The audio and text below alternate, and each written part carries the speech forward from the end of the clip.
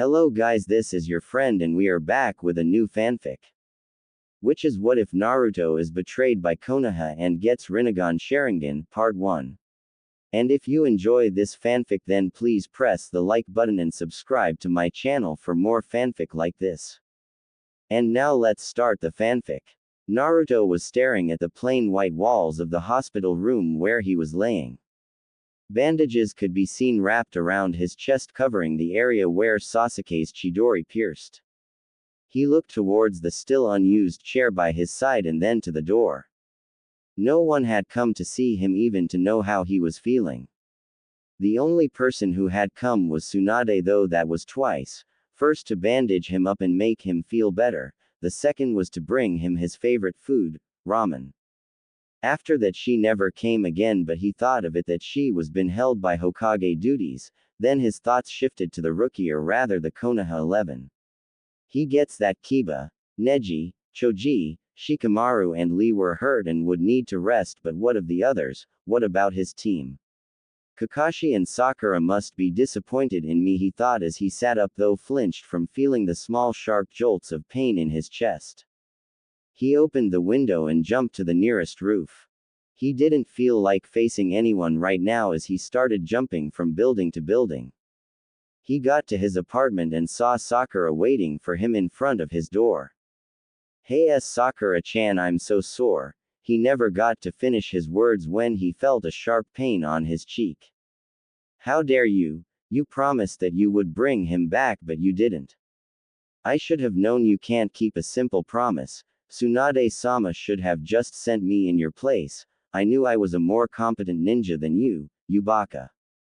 Just leave me alone, I don't want to see you in my life again. With that she ran crying. Naruto was still standing there with his head down when he heard a familiar voice. I'm so disappointed in you, Naruto, another reason why I chose to train Sasuke over you. Can't even complete the simplest of missions. I just came to tell you that you are no longer a part of Team 7. I'm so sorry Kakashi-sensei, I tried my best, but when he looked up Kakashi was no longer there. Naruto felt something within him snap as he entered his apartment. They all left me, they betrayed me. Sad isn't it? A voice said in the dark. Naruto was shocked but got of it and hit the light switch on. There on his couch he saw a plant-like humanoid with a line running down its face dividing it in two equal half, one half black and the other white. It also had yellow eyes and it was wearing a black cloak with red clouds on it. Hi, I'm White Zetsu, said the white part, and I'm Black Zetsu, said the black part. Naruto tried to put up a not confused face though he failed miserably. Hello, who are you and what are you doing here? How did you get into my apartment? The door and windows were locked and from the look of things my window doesn't look broken. We were sent to bring you to someone, the black part answered. Someone who you would want to meet. What makes you think that I would leave? Naruto replied. Just like I said, isn't it sad to see all who you trusted betray you? They all left you. They used you and after they dumped you, what makes you think the villagers won't assemble together and try to kill you for not bringing back their precious Uchiha, or the pink-haired monkey won't look for ways to have revenge on you? Think about it. Black Zetsu replied. Who are you taking me to? Naruto asked. White Zetsu smiled and said, your grandfather, Uchiha Madara. Meeting the ancient Uchiha. Madara is my what? Naruto shouted. Your grandfather, and he requested for us to bring you to meet him. But why didn't he come to see me when I was young and needed him the most? Naruto asked. Black Zetsu replied, 1, he didn't know you were alive, and 2, he wanted to meet you when you were already matured enough to know pain and understand pain. So are you still leaving this pathetic village? Naruto put down his head as he started going through his memories. Flashback. Hey Gigi, do you think I could enter the Ninja Academy when a new year starts? A chibi, Naruto asked an old-looking man with a smoking pipe in his mouth with a grin. The old man looked at Naruto with a smile on his face as he roughed his hair. Yes, I think so. I will just fill in the necessary paperwork for you to enter. Naruto looked up to him with the same grin. Thanks Gigi. Flashback end. Another flashback. Naruto, you are the nine-tailed demon fox. No one will ever recognize or love you. Now die, a man shouted as he threw the Fuma Shrunken in his hands to Naruto that was dressed in an orange jumpsuit with a large scroll in his hands. Naruto looked up to see the Shrunken spinning towards him, but he was too shocked to move. He was the nine-tailed demon fox, so that was the reason for all the glares, the hatred, and the reason why people never let him into their shop or let him play with their kids. He thought with rage in his head. He just closed his eyes to accept his fate. Not like anyone was going to remember when he dies except for old man Jiji and the Ichirakus, but Jiji was old and would soon die, and the Ichirakus would forget about after a few months. He waited for the pain but felt nothing but something warm running down his face. He opened his eyes to see his other academy sensei Iruka Yumino, did I get his surname right, overshadowing him with blood running down his mouth to his chest staining his Chunin jacket. Iruka sensei, why? Naruto asked. Because I was once like you, an orphan whose parents were killed in the battle against the Kyuubi. I tried getting people's attention by playing pranks just like you. When I first met you I hated you until I saw me in you, he responded. Then with a grunt he pulled out the Fuma Shrunken out of his back and said to Naruto, you are not the Kyuubi Naruto, you are only its container. Flashback end. Another flashback. 5-year-old Naruto was walking down the streets when he felt something hit his head. He looked down to see it was a rotten tomato and saw who threw it. It was a man who had an angry expression on his face. Demons aren't allowed to walk among humans, he sneered. Naruto noticed a crowd was quickly forming and started to run. He looked back to see the crowd had started to run after him. Different tools and weapons were thrown at him as he felt something sharp hit his left leg.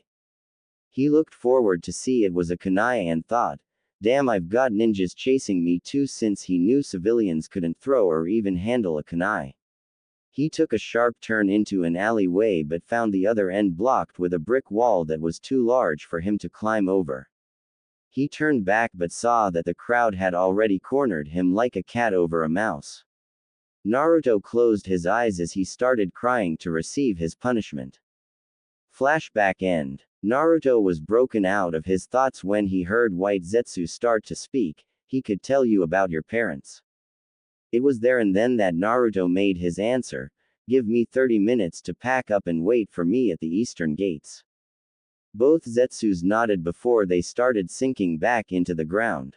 Naruto started packing his essentials into a small bag. He just packed 3 days worth of clothing, a few cups of ramen and some kunai and shrunken. He didn't pack paper bombs because he was going to use it to make a distraction so he could leave without anyone stopping him. He started pasting the paper bombs on his wall. Meanwhile, Guy was finishing his afternoon 1000 laps around Konoha. 996, 997, 998, 999, 1000. Yush, my youthful flames is shining so bright that it might. Boom. Naruto apartment exploded. Guy, oblivious to the sound, thought it was his youthful flames. Yush. I will run round Konoha 500 times on my hands. With that he skipped on his hands and started counting while running. 1, 2, 3. Anbu could be seen running to investigate the sound, hoping it wasn't another invasion, but all they found was a already burning building as they missed the pair of eyes watching from the top of a building. Naruto started to run to meet Zetsu at the gates. Hokage Tower. Tsunade was in a battle against the enemy of all cages. An enemy that not even the S-ranked leaders could beat it, paperwork. Shizune had taken all her sake and the ones she even kept in her secret stash. Just one more and I'm free, she thought as she stamped the last paper. Yes, shouted as she put the last stamped paper away. Now I can rest. Hokage-sama. And Anbu said as he came in and knelt before her. Not too long ago there was an explosion of a residence building. Tsunade's eyes narrowed as she asked whose residence building. Genin Uzumaki, Naruto's Hokage-sama, and apparently has gone missing. What, take 2 squads of Anbu with you and search for him and get me Kakashi here. The Anbu operative nodded and swished away. Please Naruto, I hope Akatsuki hasn't gotten you, Tsunade thought with worry. Unknown location. Zetsu led Naruto to an unknown place deep in the mountains. It looked like an hideout with a big stone for a door that carved into it was the 3 comma marks in a matured Sharingan. Zetsu led Naruto towards a room that he saw an old man sitting on what looked like a throne with a Grim Reaper scythe by his side. Welcome Naruto, I have been expecting you, the man said with a smile. I have been waiting for you, the old man said with a smile. Are you Madara Gigi? Naruto asked. Yes, I am my grandson, Madara answered with a smile. Naruto then asked with a frown, then why weren't you there for me when I was little, when I needed a family the most? Madara then frowned and replied, I never knew you were alive. My wife, your grandmother and father's mother left me when your father was 3, so I never knew how he looked like as he grew. Naruto looked up at him and asked, why did Ba-chan leave you? Madara then sighed and replied, she never agreed with the way I looked at life. She always said that peace can be achieved through love, and no matter what, that pain will always exist no matter what I do to stop it. But wasn't she right? I mean, can't peace be achieved through love though pain will always exist? No, peace can never be achieved through love, and I am not talking about peace between villages, I'm also talking about peace within us humans, and with my plans no one will ever experience pain again. I will create a world where everyone's dream will come true. The shinobi nations will be united under one flag, and with my Moon Eye plans it will be possible. He was interrupted again by a Naruto who looked excited. Oh, can I be the one to draw our flag symbol? Can it be a bowl of steaming ramen with the Sharingan tomos on it, or 2 bowls of ramen with our names on it, or? For goodness sake Naruto, stop interrupting me, and no, you are not designing our symbol or putting ramen on it. You can't even draw the hidden villages symbols. Naruto, you got an F. Naruto pouted and folded his hands. Naruto then got serious and asked if I am an Uchiha, then why do I have blonde hair? Because if I can remember at the academy we were taught all Uchiha had raven hair. Madara smiled and said, well, it's a trait from your Ba-chan. Well, could you tell me about my parents? Madara chuckled and said, I don't really know much about your mother and father. Though I'll tell you, your father was a hated man around the elemental nations, especially in Iwa and Kumo, because of he single-handedly killed most of their ninjas during the Third Shinobi War. You know him as the Yondaime Hokage, Namikaze Minato, or I'll just say Uchiha Minato, the man who sealed the Kyuubi in you. Naruto was torn within him. He was happy that he was the son of a powerful man and from a clan, and angry that it was his own father that sealed the Kyuubi in him. What about my mother? Your mother was not from Konoha. She was from Uzushio, though it was destroyed in the Second Shinobi War by a combination attack on it both by Iwa and Kumo.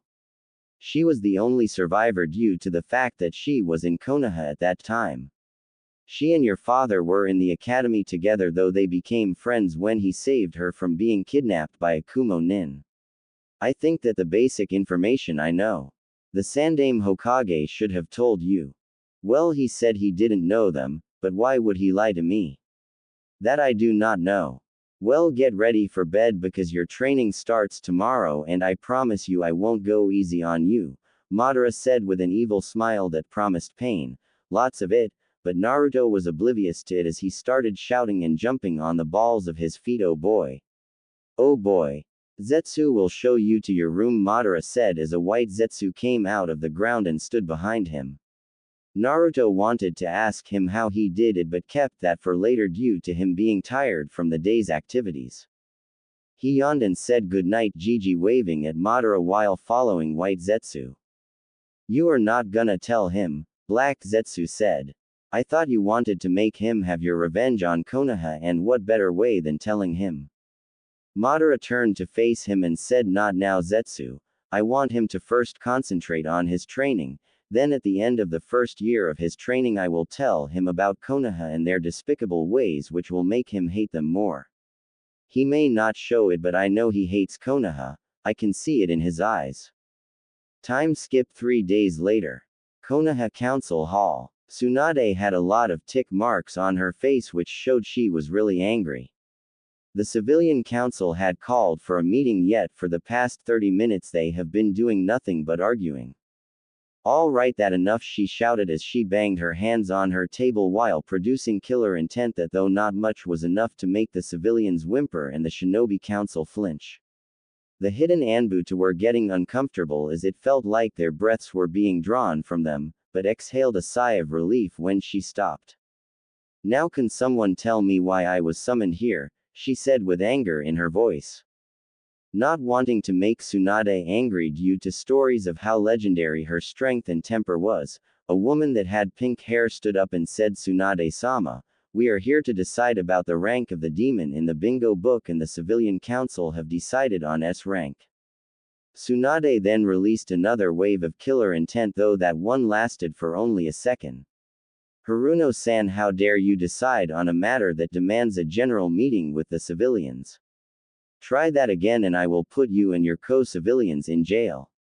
Now it will be a council meeting. We'll start with the elders, then the shinobi council. Danzo S rank, Homura A rank, Kaharu S rank, Hiyashi S rank. He had always disliked Naruto. Inochi A rank had no reason to hate him. Chuza A rank, Shikaku Troublesome A rank, Shibi A rank, Sum A rank. Civilian Council, 6 S rank. That leaves it at 8 S rank and 6 A rank. That puts Naruto as S rank in the bingo book, Danzo said. Tsunade's eyes became moist though no one could see it. Naruto, please forgive me, she thought, as she stood up and walked away. OTO, unknown location. Orochimaru was overseeing Sasuke's training as he watched try to improve on the number of times he could use the Chidori. He could now use it 5 times before chakra exhaustion. Orochimaru-sama, Naruto-kun left the leaf 3 days ago and now he is missing, though Konoha thinks Akatsuki got him. Orochimaru swore and said to Kabuto, keep your eye on the lookout for the brat. If Akatsuki got him, it means that all my plans are ruined. I hope time runs faster so as Sasuke-kun's body will be ready, so as that soon as he kill Itachi and gets the Manjiko Sharingan I will take over his body and achieve my dream of immortality.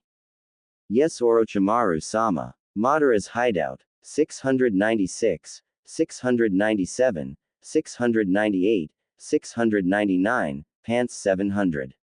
Naruto collapsed on the floor twitching. Madara, who was sitting on him meditating, opened an eye. Why did you stop? You were supposed to do 1000 push-ups. Damn, Naruto swore this was supposed to be training, not torture. For an old gramps you sure are heavy, Naruto told him. Madara stood up and said, for such childish exercise and you complain, what will you do when the real deal starts? Naruto cried, anime tears childish exercises. He woke me up at 3 in the morning. What kind of human wakes up at 3? Had me do 100 laps around the hideout, which is about 30,000 meters according to Zetsu, 1,000 sit-ups and 2,500 squats, and now I have to complete this 1,000 push-ups and still have 2,000 pull-ups to do, and is now forbidden me from eating ramen, now forcing me to eat vegetables. Seriously, in my own opinion, any food that is green is unhealthy and sick. Is he training me for some kind of muscle weight competition or what? If you finish this exercise, I'll buy you as many ramen as you want. Madara told him. Naruto eyes lit up as Madara said the magic words. All right, Gigi, let's do this, Naruto shouted with renewed fire. 701, 702, 703, 704, 705. Zetsu came up behind Madara and whispered, you are not getting him the ramen, are you? No, I hate ramen, Madara whispered back. 6 months later. All right, Naruto, let's try this again. Hi. Naruto replied, Kaden, Gokakyu no Jutsu. He shouted, then puffed out a giant fireball the size of a small house. So how did I do, sensei? Naruto asked Madara, who looked pleased. Very good, Naruto. I'm impressed, he replied. So far Naruto had learned 2 fire jutsus so far, which were Kaden, Gokakyu no Jutsu, fire style, Great Fireball Jutsu, and Kaden, Hosenka no Jutsu, fire style. Mythical Fire Phoenix Technique, 1 Wind Jutsu, which was Futon. Daidappa Wind Style. Great Breakthrough, and 1 Earth Jutsu. Doden. Doryuden Earth Style. Earth Dragon Projectile.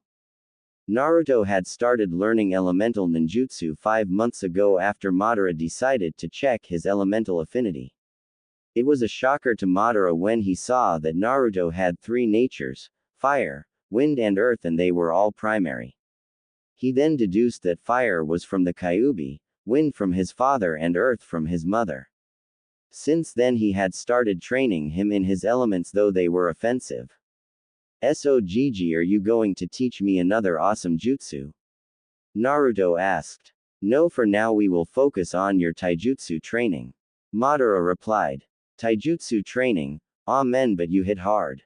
Like really hard, sensei," Naruto said, remembering their first training session. Flashback. "Alright Naruto, give me your best shot," Madara said to Naruto, who was standing in front of him in a blue training gi. "Hi Madara sensei, here I come," Naruto shouted as he ran towards Madara and pulled back his right fist to punch him. As he got to Madara, Madara too pulled back a fist and punched him in the head. Naruto jumped back and shouted, "Damn, you hit hard for an old man. Damn, though it's not as strong as Tsunade Ba-chan's punch. If not for my high endurance I would have been knocked out," he thought as he looked at Madara again. "Alright, here I come again. Kage Bunshin no Jutsu. Shadow Clone Jutsu." As 10 copies of Naruto appeared and they all ran towards Madara. "Alright boys, you know what to do," one Naruto said to the others as they all attacked together. "Uzumaki," the Narutos said as they delivered their clone combo. Naruto Renden. Another Naruto jumped up and gave Madara a kick to the chest, sending him down towards the awaiting ground. The smoke from the fall cleared to show a Naruto clone that poofed away after it looked like it went through a grinder. "What?" Naruto shouted after he saw Madara was still standing in the same spot. "How did you do that?" Madara said nothing as he moved to attack. He delivered a hook punch to Naruto, sending him to the wall, didn't give Naruto the chance to recover and punched him in the stomach twice and jumped back to observe Naruto's reaction. "OWWW. Naruto groaned as he came out of the debris and held his head. "You hit too hard sensei, but I'm just said started." That night Naruto went to bed in pain and 3 cracked ribs, though he was okay in the morning, and the good side was that he unlocked his Sharingan. Flashback end. "I almost died," Naruto thought while crying anime tears. Madara sweat dropped and decided to make it interesting for Naruto. "Okay, let's make it an all-out spar. Ninjutsu can be used." "Yes," Naruto shouted as he pumped his hand in the air. "Let's do this," Naruto said with a grin as he got into a stance. Madara was the one who created it, though he didn't name it. Naruto had begged Madara to let him be the one who named it and was still looking for a good name for it. As the wind blew past, which signified for them to start, Naruto ran towards Madara at mid-Junin speed and started with a kick. Madara and Naruto were exchanging fists until Naruto saw it was getting nowhere and jumped back to get some space. He looked at Madara with his Sharingan activated as he flashed through some hand seals. "Kaden, Hosenka no Jutsu," shouted as he puffed out small fire balls towards Madara. Madara too flashed through some hand seals. "Sweden. Mizurappa," he shouted as he shot a stream of water towards the fireballs. The fireballs and water met halfway and hit each other, creating a small mist that covered both Madara and Naruto.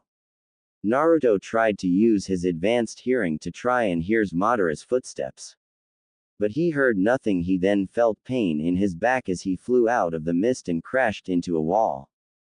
"Damn, his fast, and this mist isn't doing me any good," Naruto thought as he flashed through some hand seals. "Futon.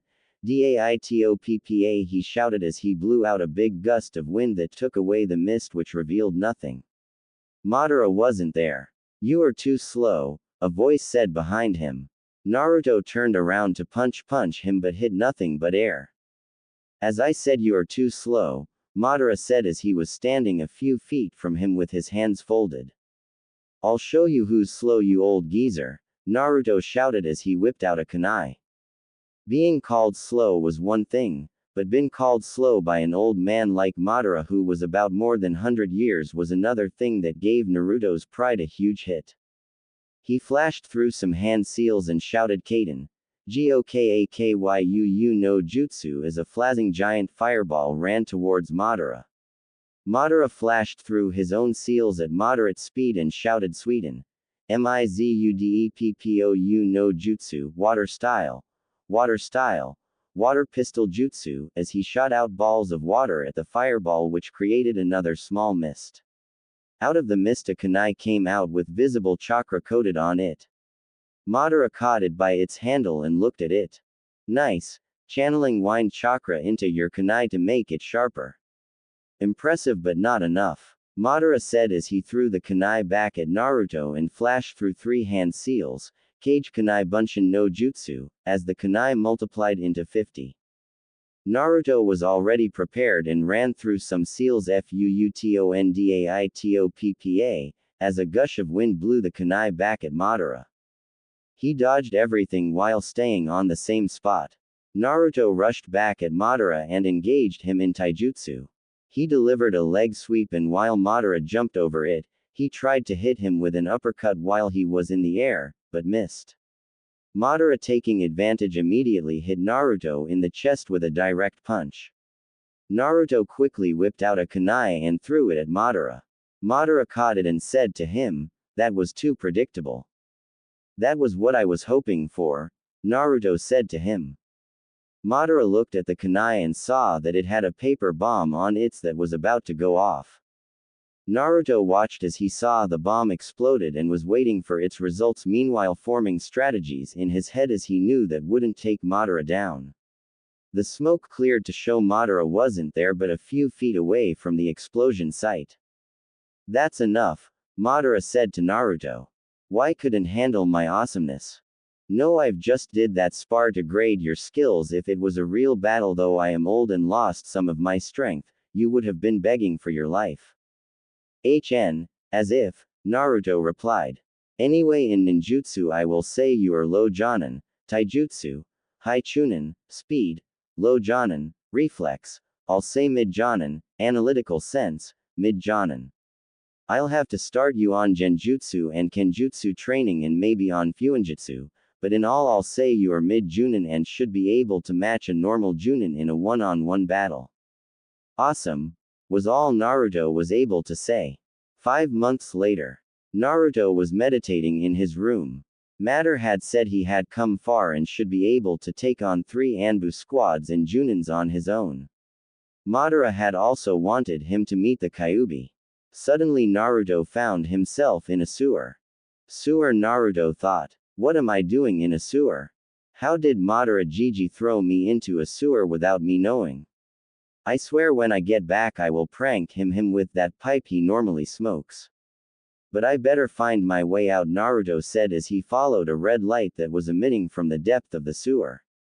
Naruto followed it until he led him to a big cage that was as big as the Hokage monument and its gates were being held by a single paper.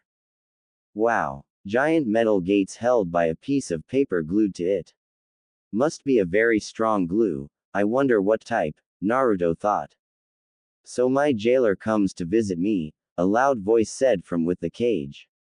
Meeting old friends 1. The sound of a battle could be heard as Naruto and Madara were seen battling. To the eyes of a civilian all they would be seeing would be blur, but the eyes of a seasoned shinobi would know it was a very intense match between 2 very strong ninjas. Naruto had so far become very strong, though he was nowhere near Madara full strength, but Madara had told him that he was strong enough to be ranked highest rank in the books. Naruto had also gained an ally in Kyuubi as he could still remember their first meeting. Flashback. "So my jailer comes to visit me," a voice said from within the cage.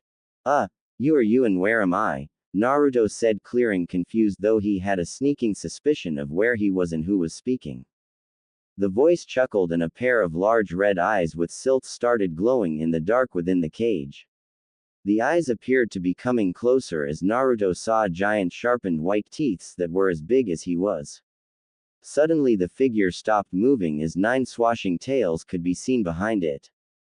You are the Kyuubi, Naruto said, clearing without any evidence of fear in his eyes. After all, Madara taught him that a shinobi shouldn't show fear even at the point of death.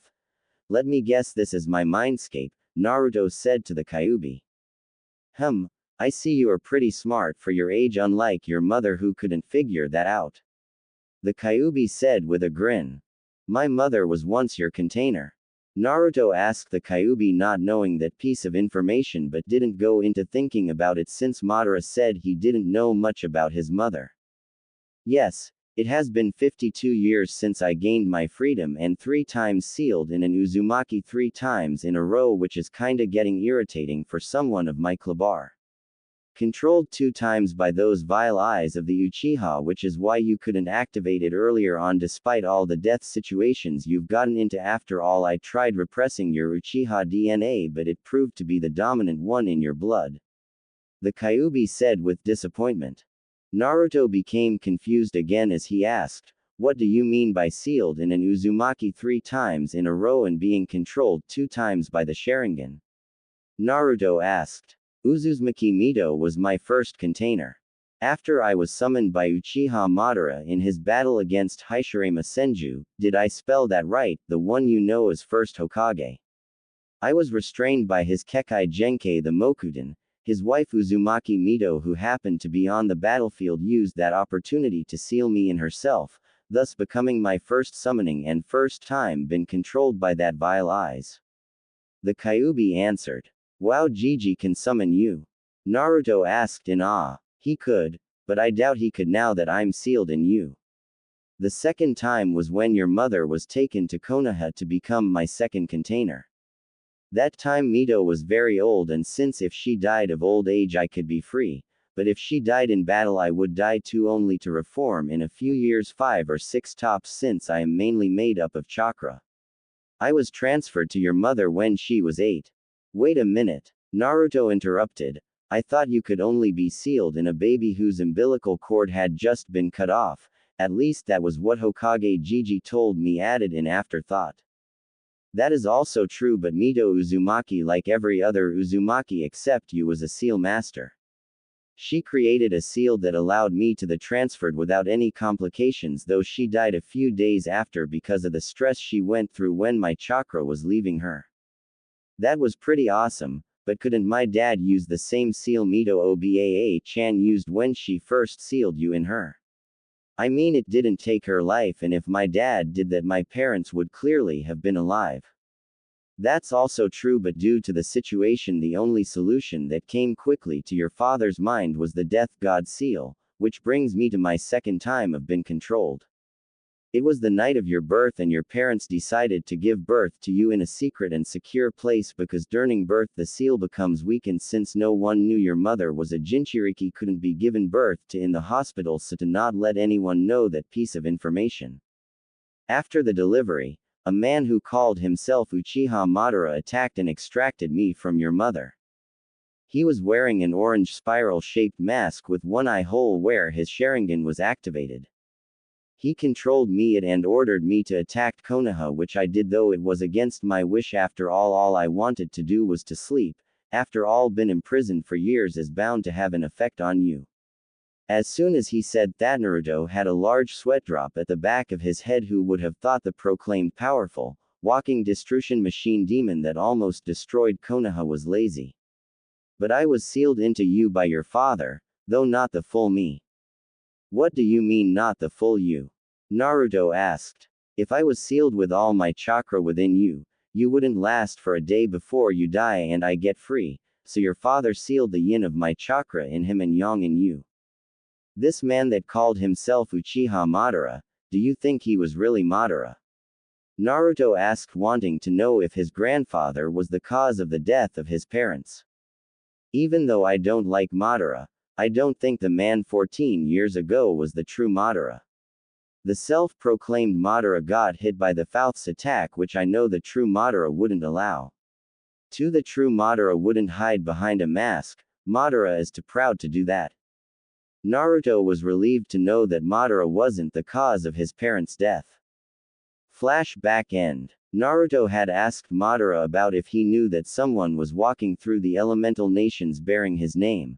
Madara told him he knew and told him all about Obito and how Obito thought because he was powerful he turned against Madara plans and started making his own plans. The present. Madara and Naruto continued trading blows against each other, Sharingans activated. Naruto might have caught up with Madara in speed but the old man still had the experience. It had been 2.5 years since Naruto met Madara and he had come far. Madara had ranked him high Junin in taijutsu without the Sharingan. With the Sharingan he was high Anbu captain. In ninjutsu he was mid-kage with his arsenal comprising of mostly fire, wind and earth jutsu. In genjutsu he could only cast it with his Sharingan so that left him high chunin in it if he didn't use the manjako. In fuinjutsu he was a level 7 seal master. He had also taken an interest in kenjutsu and had forged his own sword. He could channel elemental chakra through it and had named it Predator. Naruto had sworn that that blade would only be used when facing strong opponents or in an emergency. In kenjutsu he was ranked mid-junin. All in all he was low kage in strength.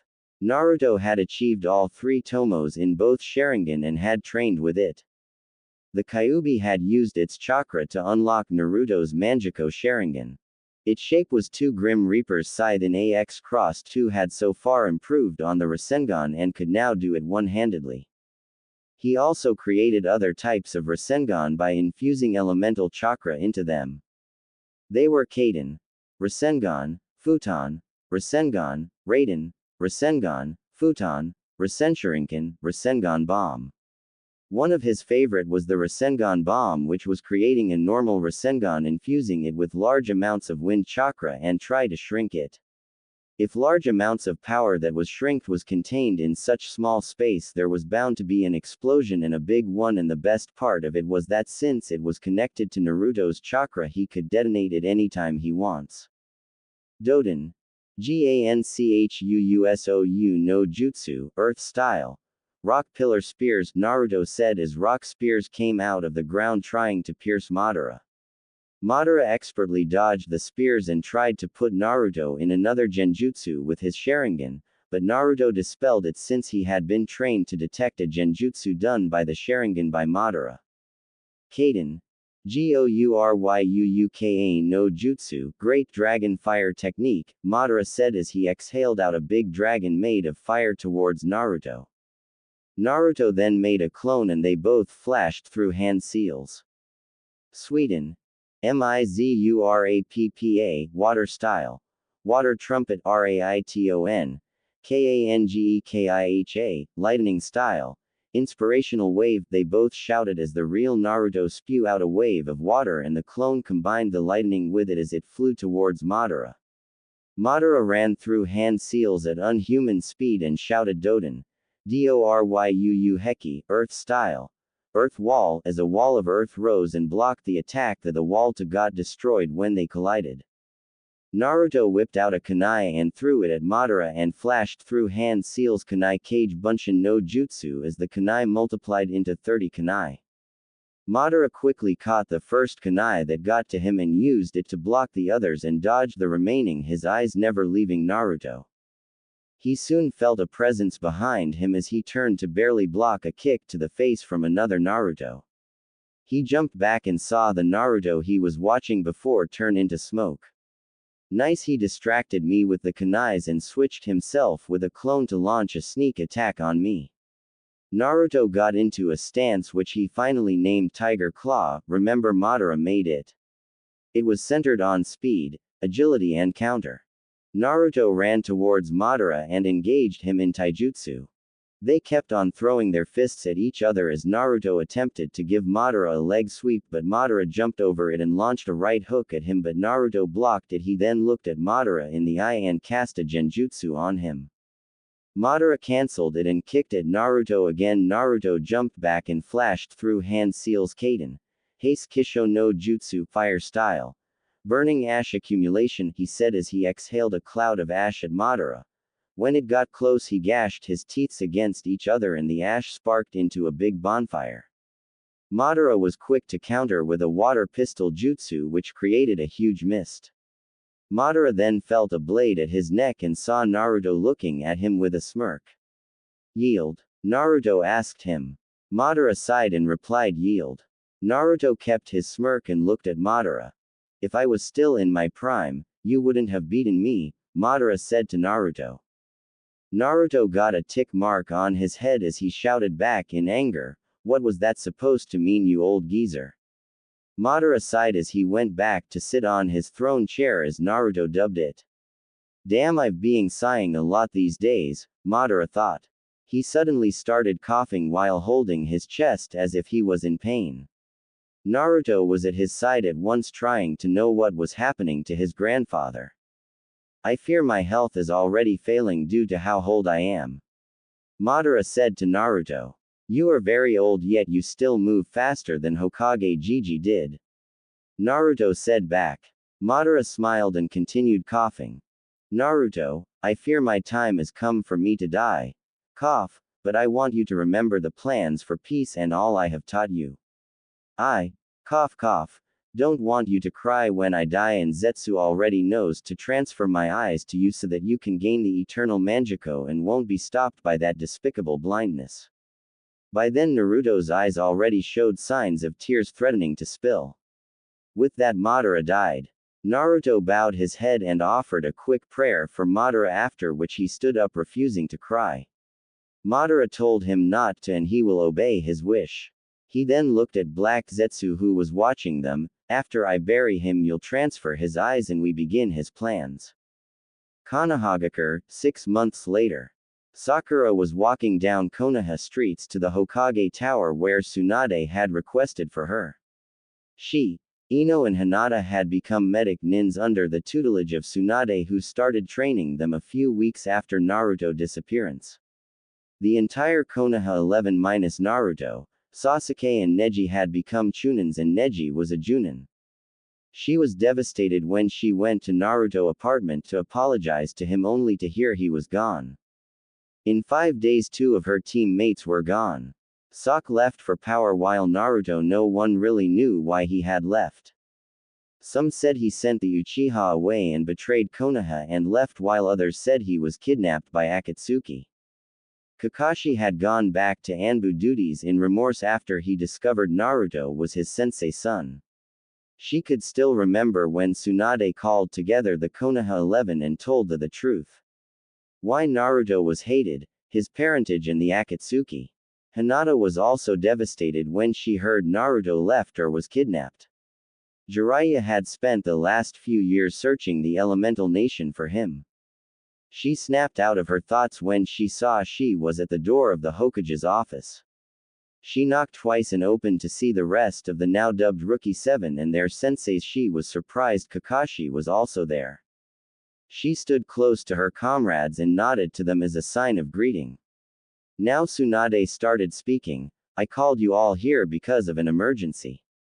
2 days ago word arrived that Suna was attacked by the Akatsuki and their cage was kidnapped. As you all know, Gaara contains the one-tailed Shukaku and I fear Akatsuki is already on the move. So you will all prepare and leave in the next 2 hours. Hi, Hokage-sama. They all chorused and left. Naruto, please be alright, she thought as she looked at a picture on her table that was taken when Jiraiya and Naruto were returning to Konoha with her. Few hours later, the rookie team got to Suna, where on their way they encountered Temari. There they found out that Kankuro had fought Sasori of the Red Sands and was poisoned.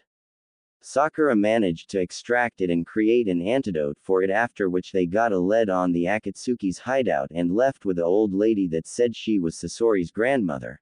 They won't encounter Itachi and Kisame. Now they were in front of a boulder that had 5 seals on it.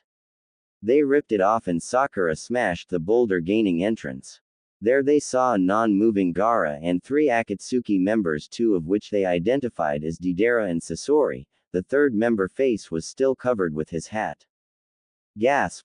Naruto-kun, Hinata asked with her Byakugan activated. Naruto, that's Naruto. It can't be. Naruto has been gone for almost 3 years and there's no way he would join the Akatsuki when they want to kill him, were the thoughts floating in the Konoha shinobi's head.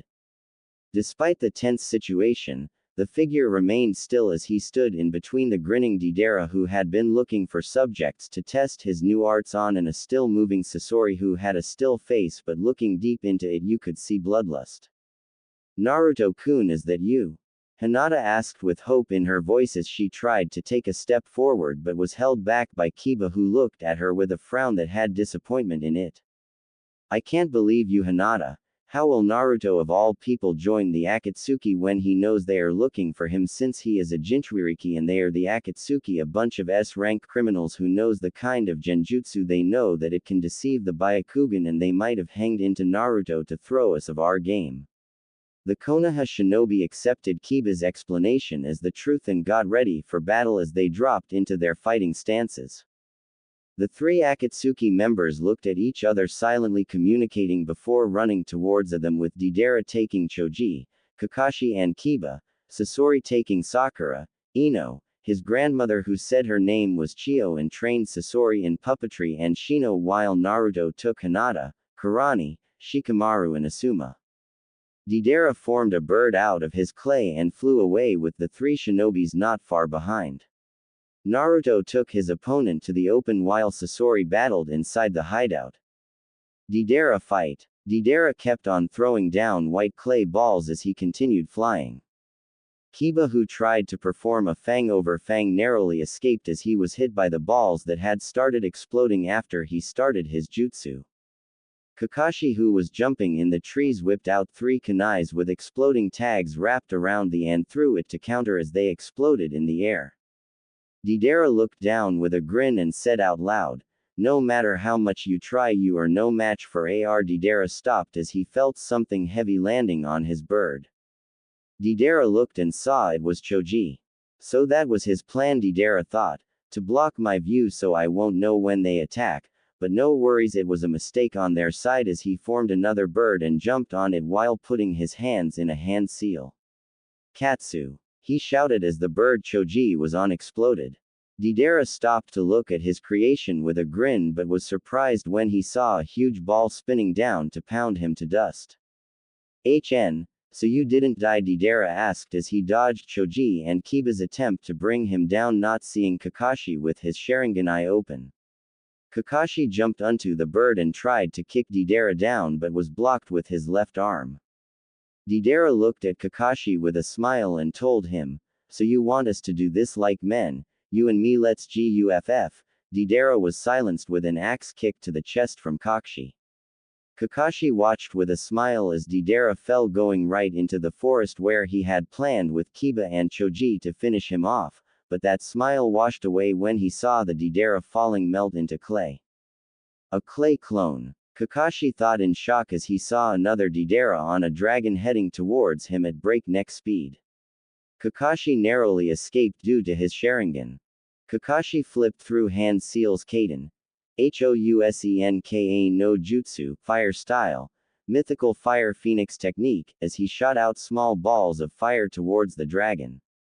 The dragon dodged the balls but got hit by one when it came close to Kakashi and exploded, Kakashi falling off the bird he was standing on and Deidara landing on it. Did you think you could beat my art? Think again. Deidara said as he flew towards Kakashi and threw objects that looked like mosquitoes to Kakashi that exploded while still in the air. Kakashi landed on a large tree branch and was joined by Kiba and Choji. Damn his explosions! Kakashi cursed as they retreated, trying to escape the explosive balls that were falling from the sky. I might have to use it, Kakashi thought as they narrowly avoided another set of explosions. Kiba. Attack from the left. Choji, attack from the right. Let's take this crazy bomb artist down. The two Chunins nodded and jumped away. Choji did a super multi-size technique and bounced towards Deidara while Kiba and Akamaru were spinning towards him with a double-headed wolf. Kakashi jumped up to face Deidara as his Sharingan started spinning to stop to show a wind wheel in place of the 3 tomos in it. Kamui, Kakashi said as he looked at Deidara. Deidara jumped away but was not fast enough as his left arm appeared to be in a vortex and disappeared. Deidara was shocked as he looked at Kakashi, who looked tired. "What the hell did you do to me?" Deidara shouted at Kakashi as he didn't see Kiba coming and was hit by his jutsu. As Deidara flew back and tried to twist to land, he met Choji's fist and flew to the other direction. Deidara of the Akatsuki, if you quietly surrender to will be taken to Konoha as a prisoner, gently resist and be exterminated. Never. I will never surrender, you will never take me alive, he said as he put his single arm in the tiger seal and ripped open his Akatsuki cloak to reveal a mouth on his chest. What with this guy and mouths? Kiba shouted. Behold, my greatest art, Deidara shouted as he fed the mouth a large amount of clay. Then dark veins started appearing on his body as he started laughing manically as they veins retreated into a sphere on his chest.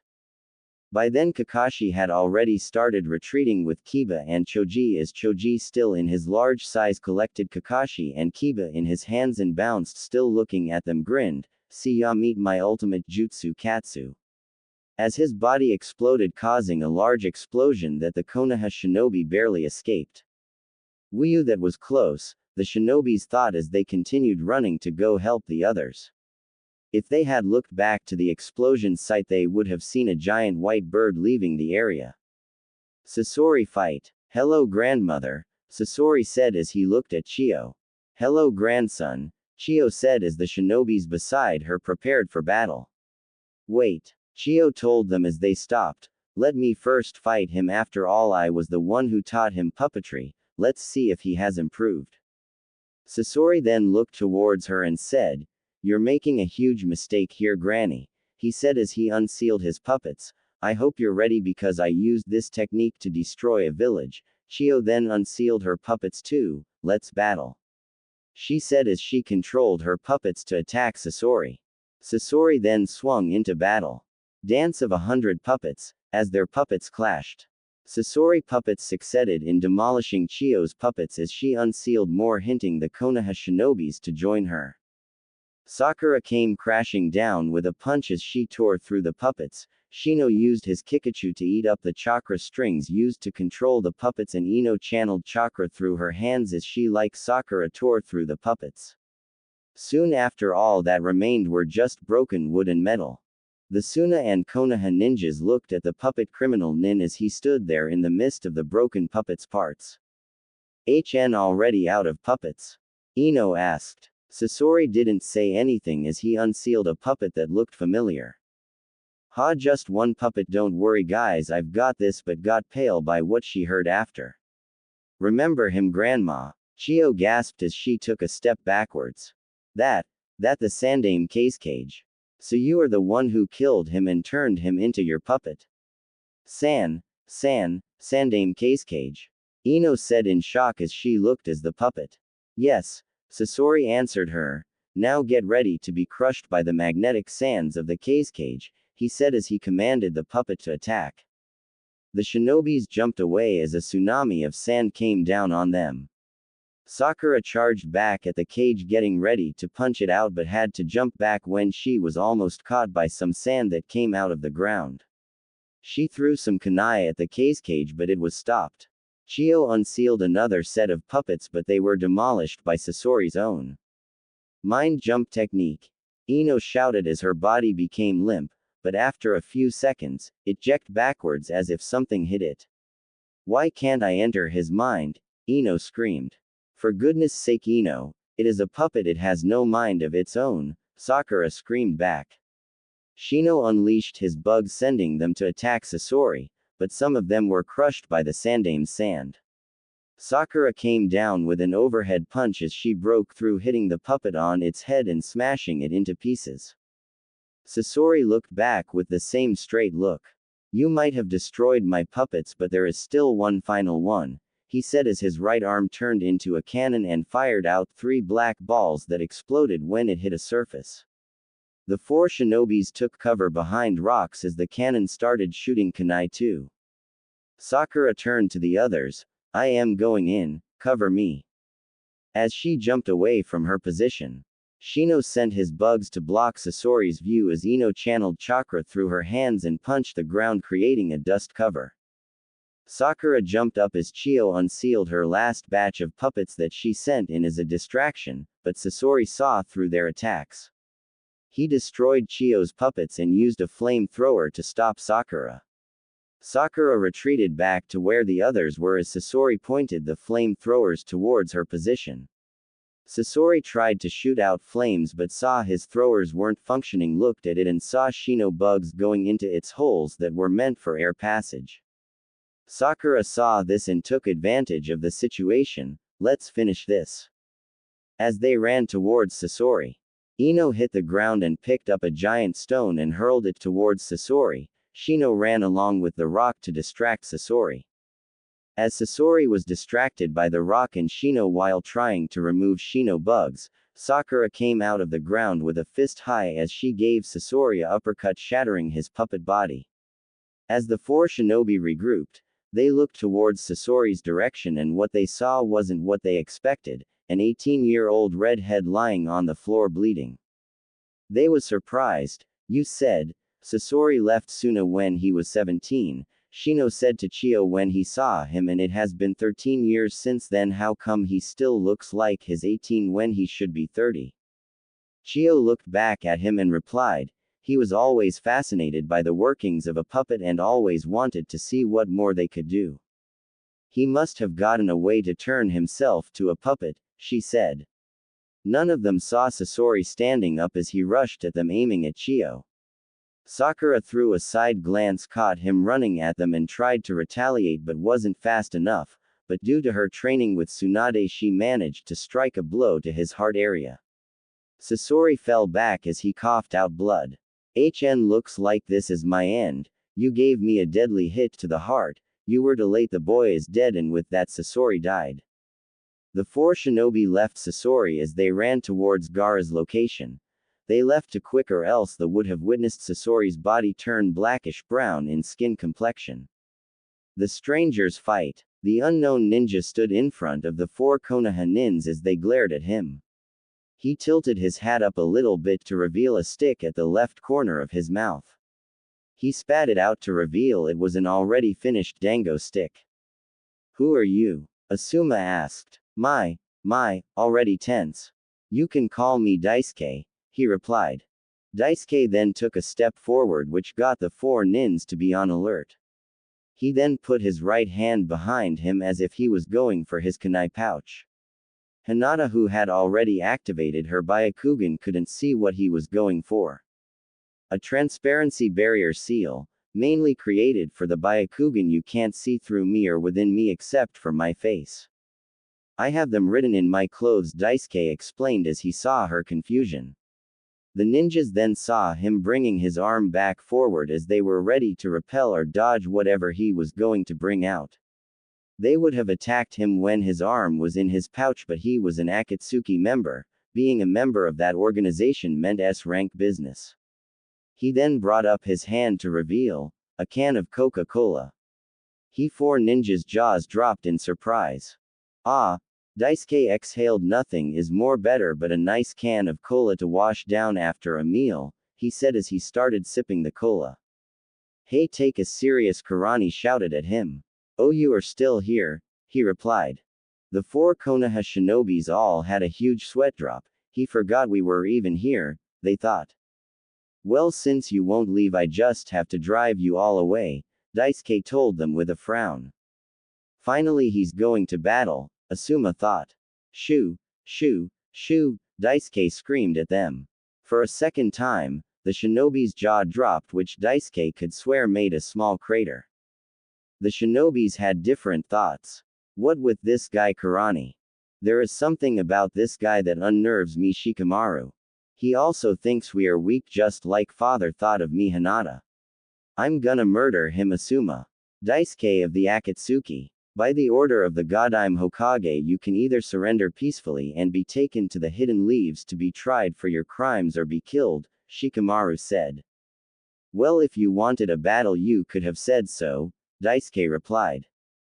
No, that isn't what I'm reeing to say. Imi Shikamaru was caught off as the missing nin put his left arm in a half-tiger seal kaiden.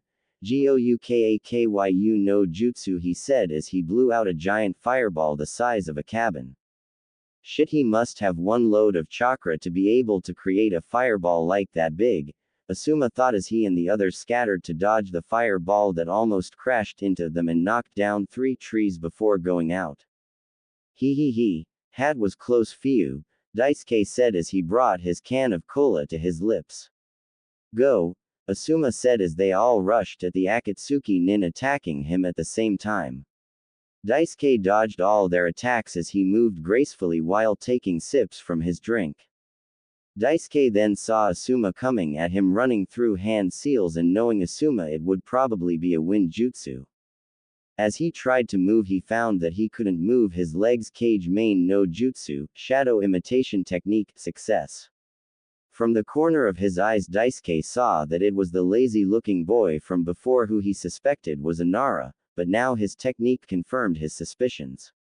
Futon. Reppushou Daisuke heard as he was almost hit by the technique from Asuma. Daisuke had used a lot of chakra to break himself free and dodge Asuma's attack, but his drink was not fortunate. Daisuke watched as his can of cola was torn apart by the speeding air. No cola, why?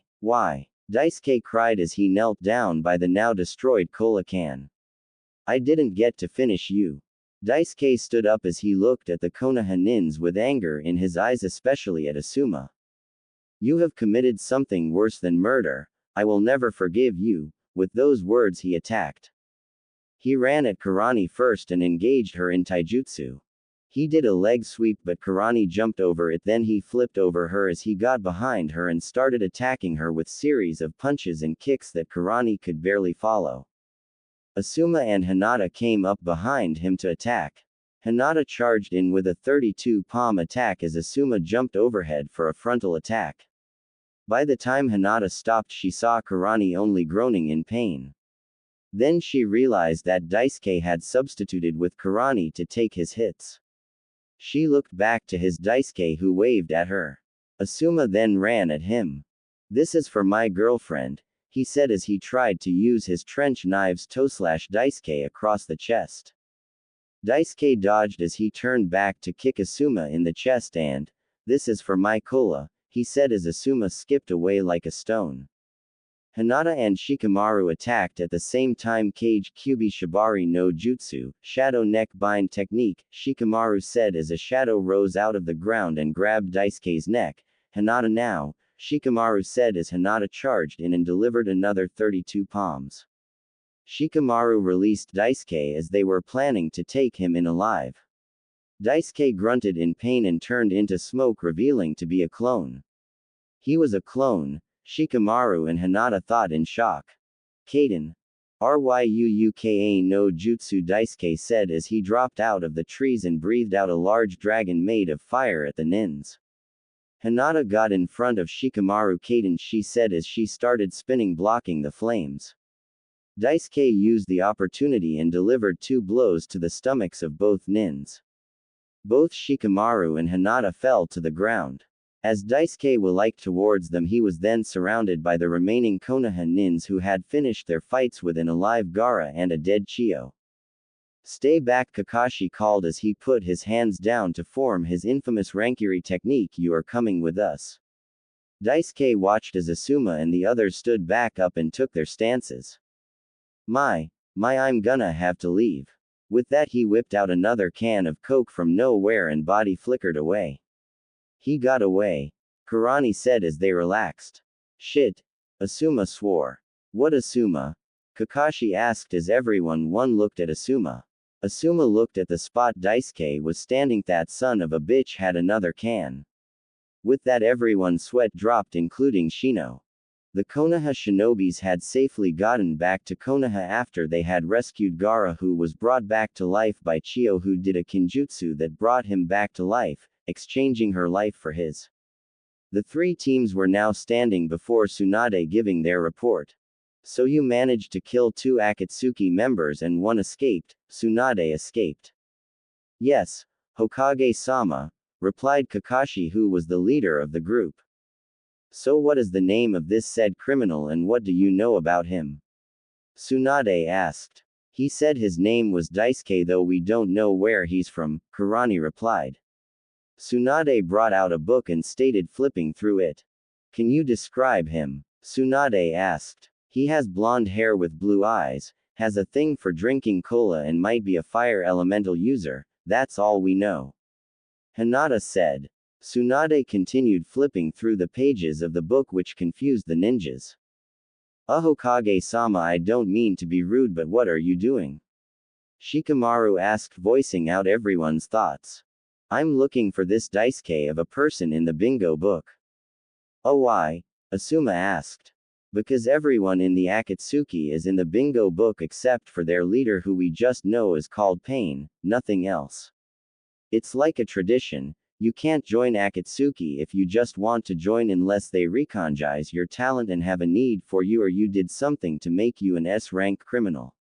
Tsunade had that time had finished going through the book.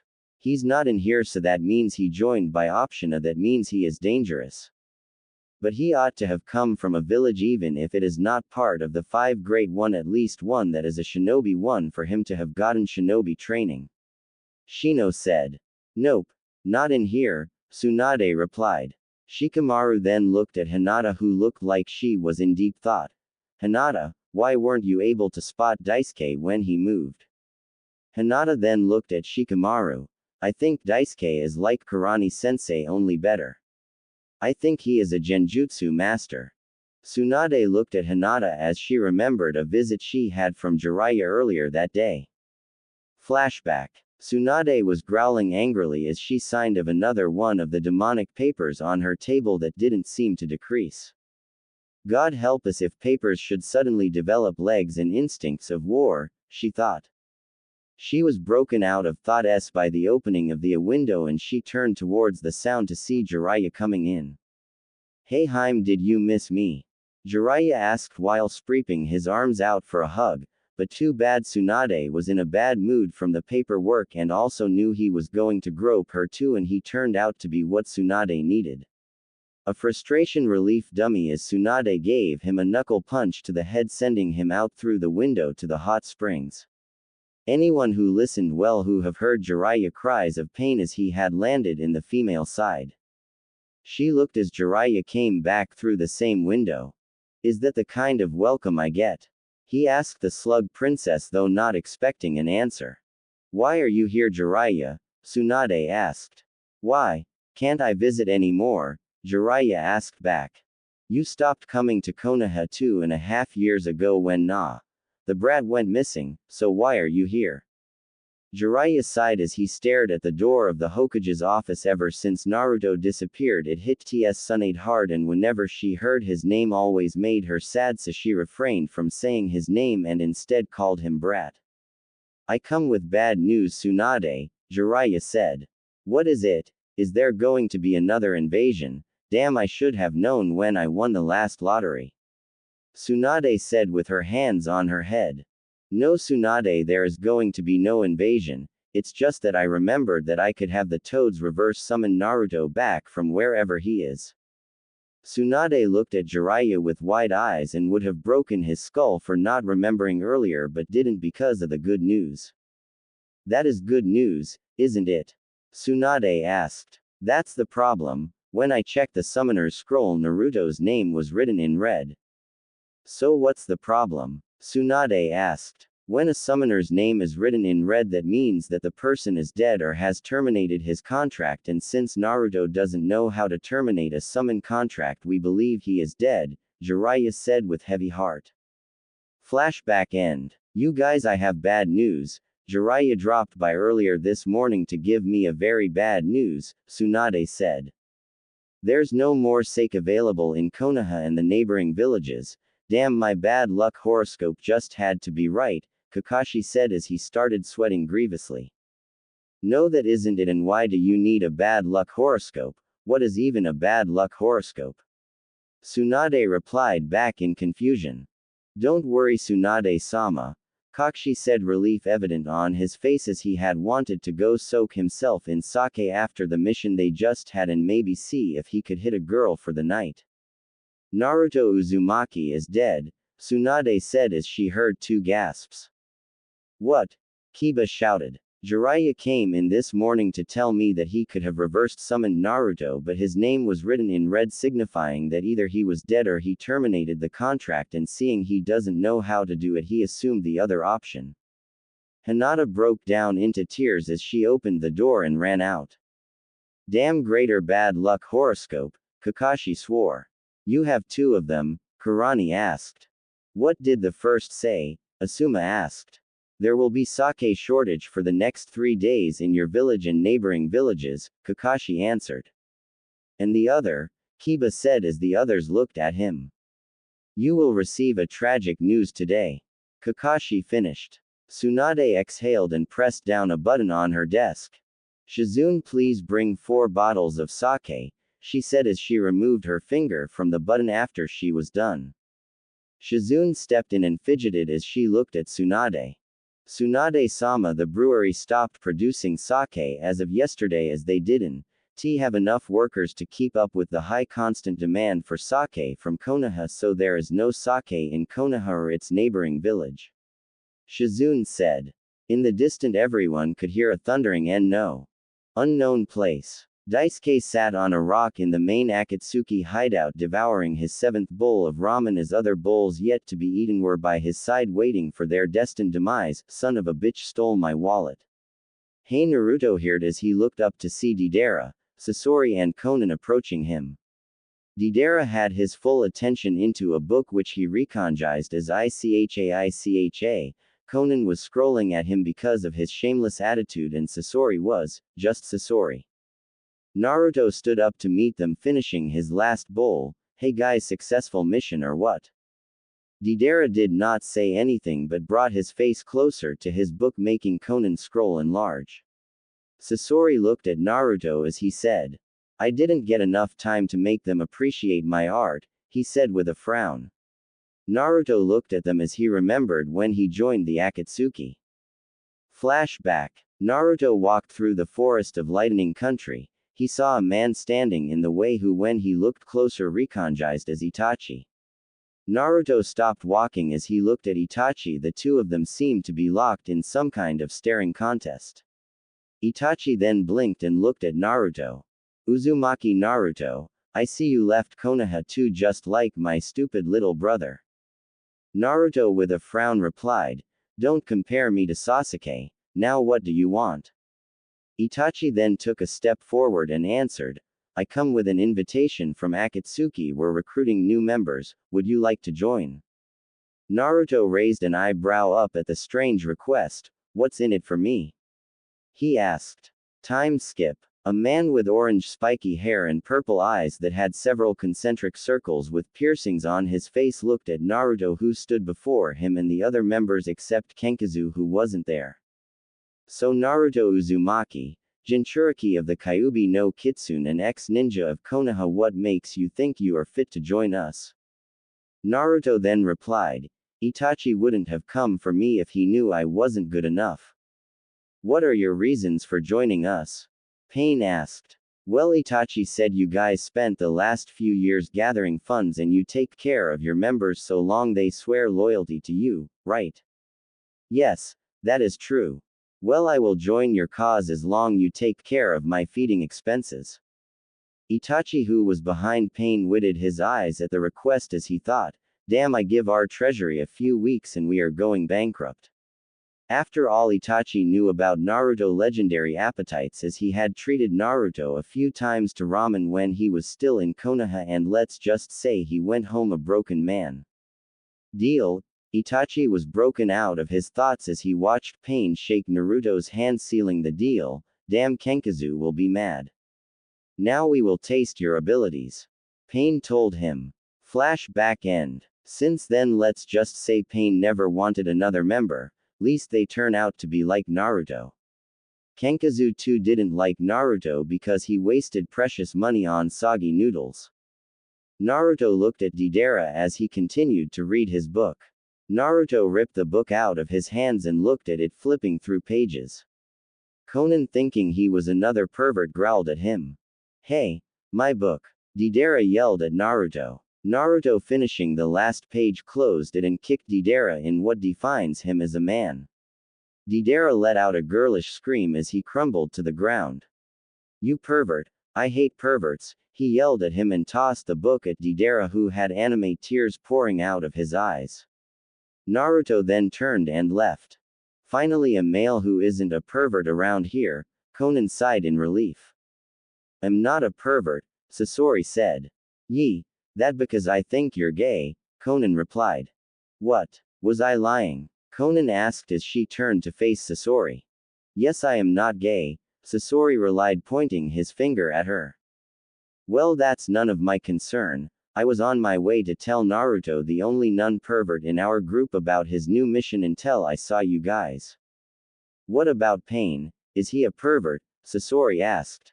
Conan said nothing as she started walking away. She had a suspicion that Pain was a pervert, as she normally heard Tendo Pain reading something to Nagato in his office and heard perverted giggles later. What she never knew was that Naruto used his Sharingan to memorize the book as he flipped through the pages. Of course, she never knew he had it. Orochimaru hideout. Orochimaru and Kabuto overlooked Sasuke training from a veranda as they watched as Sasuke tear through an army of sound nins as he channeled lightning chakra through his ninjutsu. Orochimaru-sama, do you think Sasuke is ready? It will soon be time for you to change bodies, and he is still yet to unlock the Mangekyou Sharingan, and you know you can't achieve your dream without it. He said as he looked at Orochimaru, who had a devious smirk. I still have 4 months till it's time for the transfer ritual, I'll think of something. Orochimaru replied. They turned just in time to see Sasuke finish the last nin. They started walking towards Sasuke, who turned to look at them. Hehe, Sasuke-kun, you look stronger than you were 3 years ago. Sasuke didn't say anything as he clenched his fists and looked at them. I feel stronger, though not sure if strong enough to kill him. I need more power, he thought. I will be in my room if you need me, and with that Sasuke walked away. Orochimaru-sama, don't you think Sasuke can betray you? Kabuto asked. No, Sasuke can't. If he does, I will just put him on a leash like the pet he is. Orochimaru-sama has been too proud, underestimating Sasuke's abilities. I better have an ace in case things get ugly, he thought as he stared at Orochimaru's retreating form. Akatsuki hideout. Naruto-san. Naruto turned to see Conan walking to catch up with him. Yes, what is it, Conan-chan? Naruto asked Conan, who had already caught up with him. Pain-sama wants to entrust an important mission to you, Conan replied. And what will this mission be? Naruto asked. Conan looked at Naruto as she held out a scroll. Unknown location. Naruto walked into a room as he watched Kenkazu count bills of Ryo, an open briefcase half filled with money, the other half on the table in front of him. Yo, Kenkazu, Naruto said with a smile. Kenkazu looked up to see Naruto as a frown. What do you want, brat? Though already knowing what Naruto wanted. You know the usual. Kenkazu then grumbled and tossed Naruto a few bills.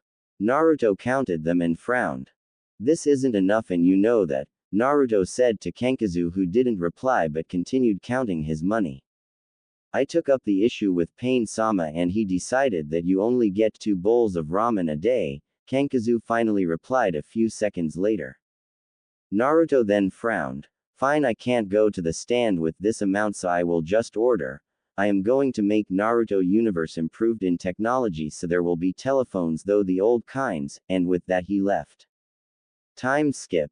Kenkazu walked through the Akatsuki hideout as he walked towards Pain's office. He stopped when he saw Conan walking towards him with a sheet of paper that had a few words and numbers written on them with a look that said OMG. Conan stopped in front of him and handed him the paper.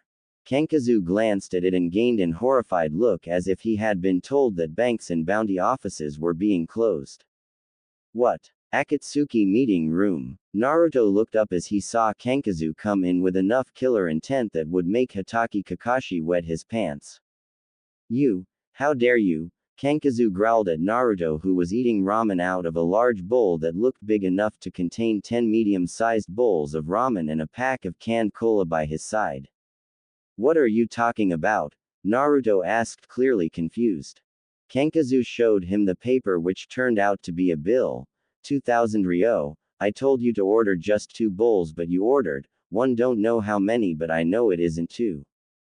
Naruto gained a look of realization on his face. Oh, that I did order 2. You didn't just specify the bowl size, so ordered 2 extra large bowls and a pack of cola, which you didn't tell me that I couldn't order. Don't you try to play smart with me, Kankazu growled in anger. Oh, I aren't trying to play smart with you. I am already smarter than you, Frankie Stein, Naruto retorted. I'll kill you, Kankazu said as he unleashed his masks and ran forward to attack Naruto. Stop! A thunderous voice sounded, causing Kankazu to stop in his tracks. Pain-sama, Kankazu greeted as he spotted the other Akatsuki members coming into the room. I will not condone any fighting in here, Pain said as he came out of the shadows. My apologies, Pain-sama, it won't happen again, Kankazu said. Naruto didn't say anything as he finished the last of his ramen. Now for important matters, Pain started. Kisame, you and Itachi are in charge of capturing the Nanabi. Hidan and Kankazu, you guys are in charge of the Nibi. Sasori, Deidara, you are to capture the Rokubi. Naruto, you know. Pissed, the hissing sound of something opening interrupted him. The members looked towards the origin of the sound and found Naruto drinking one of his cola. Naruto stopped drinking when he noticed everyone was staring at him. What? I was thirsty, he said as everyone, including Pain's sweat dropped. Naruto ran through the forests as he remembered his mission. Flashback. Pain looked at Naruto as Nato finished his cola. Your mission is to find the Scroll of Eons. It was rumored to be found in Waterfall Village, though not a specific location was given. You will find all the information you need in the scroll you were given. With that, Pain left. Flashback end. Naruto dropped down from the trees as he thought what he read about the scroll. Scroll of Eons, known to contain a fabled technique left by the Sage of Six Paths, said to contain the technique the sage used to seal the Jubi within himself. If Pain or Obito needs the technique, that means that they are planning to become the Jubi's Jinchuriki, he thought as he trekked to Waterfall, opening a can of cola and taking a sip from it. Konoha. Tsunade looked at the dubbed Konoha 10 and their senseis as they stood at ease before her and Jiraiya. As you all know, the Junin exams are next week and has been held at the Waterfall Village, so you leave today, but there is a mission that you will use the exams as a cover for, Tsunade said. What is the mission, Tsunade-sama? Hinata asked. Jiraiya stepped forward. To find the Scroll of Eons, he replied. What this Stone of Eons? Kurani asked. The Scroll of Eons, said to contain the most powerful jutsu of the Sage of Six Paths. Jiraiya answered again. Wait, his real? Kiba asked. I thought he was just a fairy tale. No, he is real. What is this technique? Kakashi asked with curiosity. It contains the technique the sage used to seal the Jubi within himself. Wait, there's a Jubi. Choji. Yes, and it comprises of all the tailed beasts. It was the one that gave birth to the Biju, Jiraiya answered. Damn, something stronger than the Kyubi, Shikamaru swore. So we are to go for the Junin exams but use it as a cover to look for the scroll, Hinata said.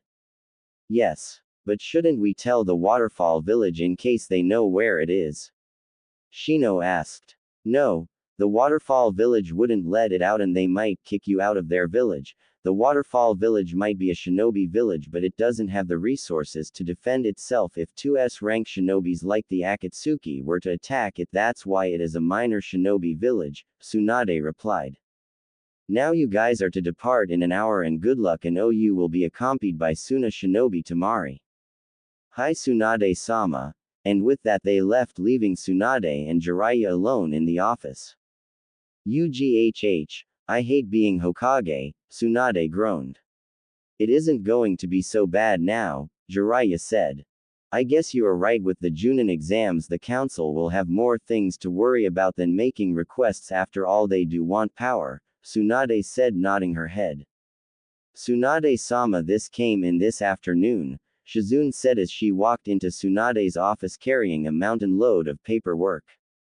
She closed the door behind her and dropped the papers on Tsunade's table and walked out. Jiraiya and Tsunade looked horrified as they swore they heard the table crack. Well, their fears were confirmed when the table snapped into two, crashing onto the ground and scattering the papers. Want to go get a drink? Jiraiya asked. You're talking my language, Tsunade replied. And with that they left, but though the window so as Tsunade could avoid Shizune.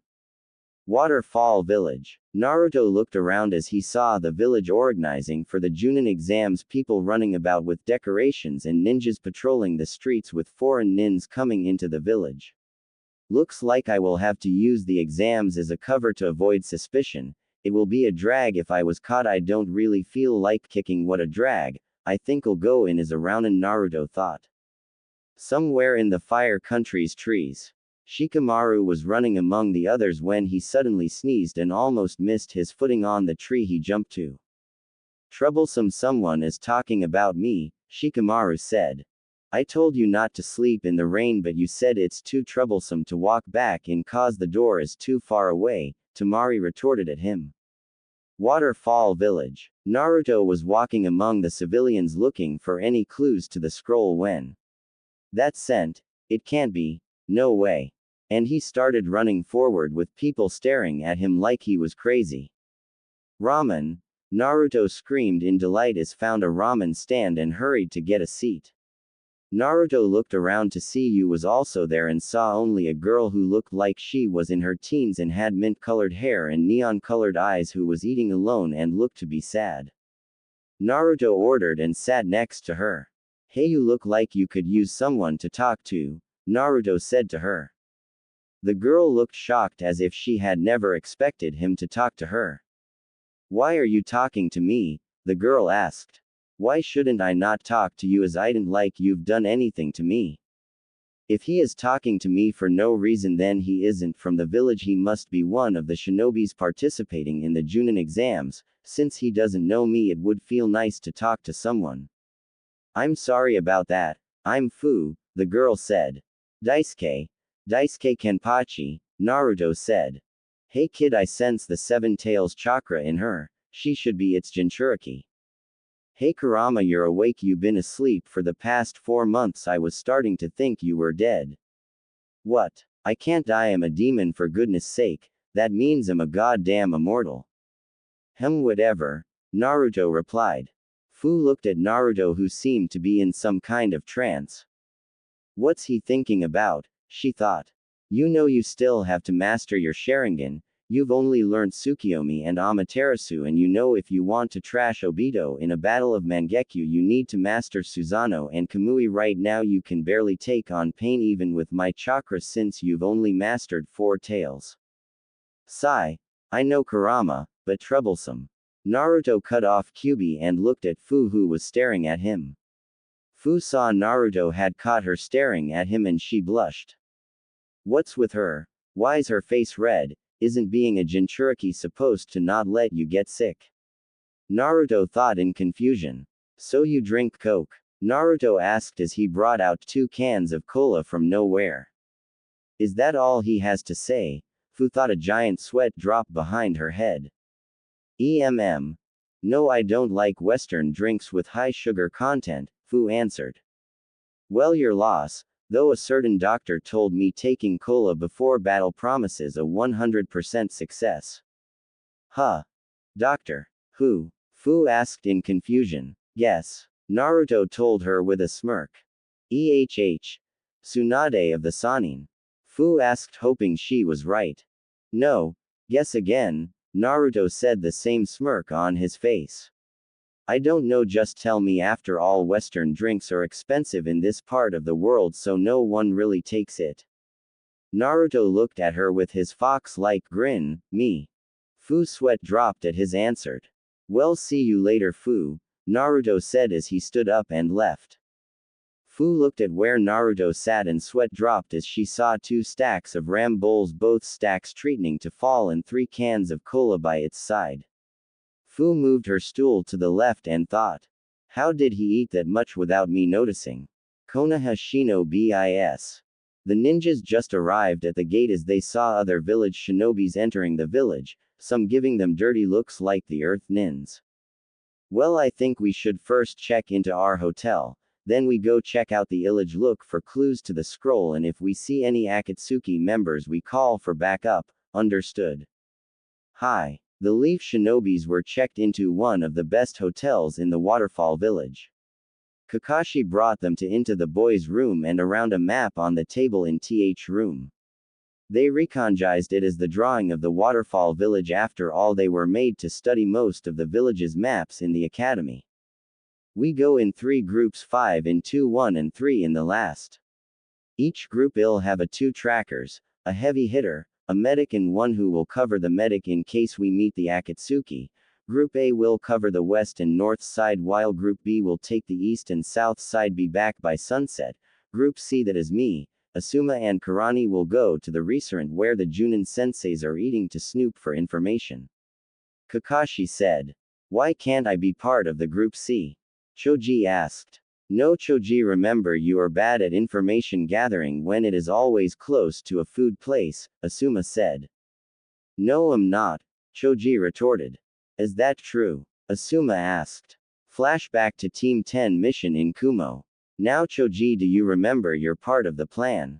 Asuma asked. Yes, go into the eatery and sit close to the Chunins and try to listen to what they're saying and snoop out important information. Choji answered. Now go, and remember this is a top A rank mission, and if we fail, you know the Anbu will go in O, and remember to relax, Asuma said. Choji nodded and walked into the eatery, removing his headband so as no one will know he was a ninja. And sat at the left table close to the targeted Chunins. It was far enough to not draw a suspicion but close enough to listen to their conversation. Choji picked up the menu card and pretended to be reading it while listening to what they were saying. He keeps it in a scroll marked with a red ink with the kanji survivor, one Chunin said. He has the best ones, but we still have in supply at the. Choji's concentration was broken when the waitress asked him for what he wanted to eat. He opened the menu and had his mind blown by what he saw. I'll have a lot spicy barbecue ribs, red dango with red bean soup. Everyone looked at Choji as he kept on ordering, the waitress trying to keep up with what his order. And finally, for dessert, I'll try your Red Storm ramen challenge. The waitress looked at Choji in worry. Are you sure the last guy that did it 2 months ago is still in the hospital after having a surgery for major mouth, throat and intestine burns?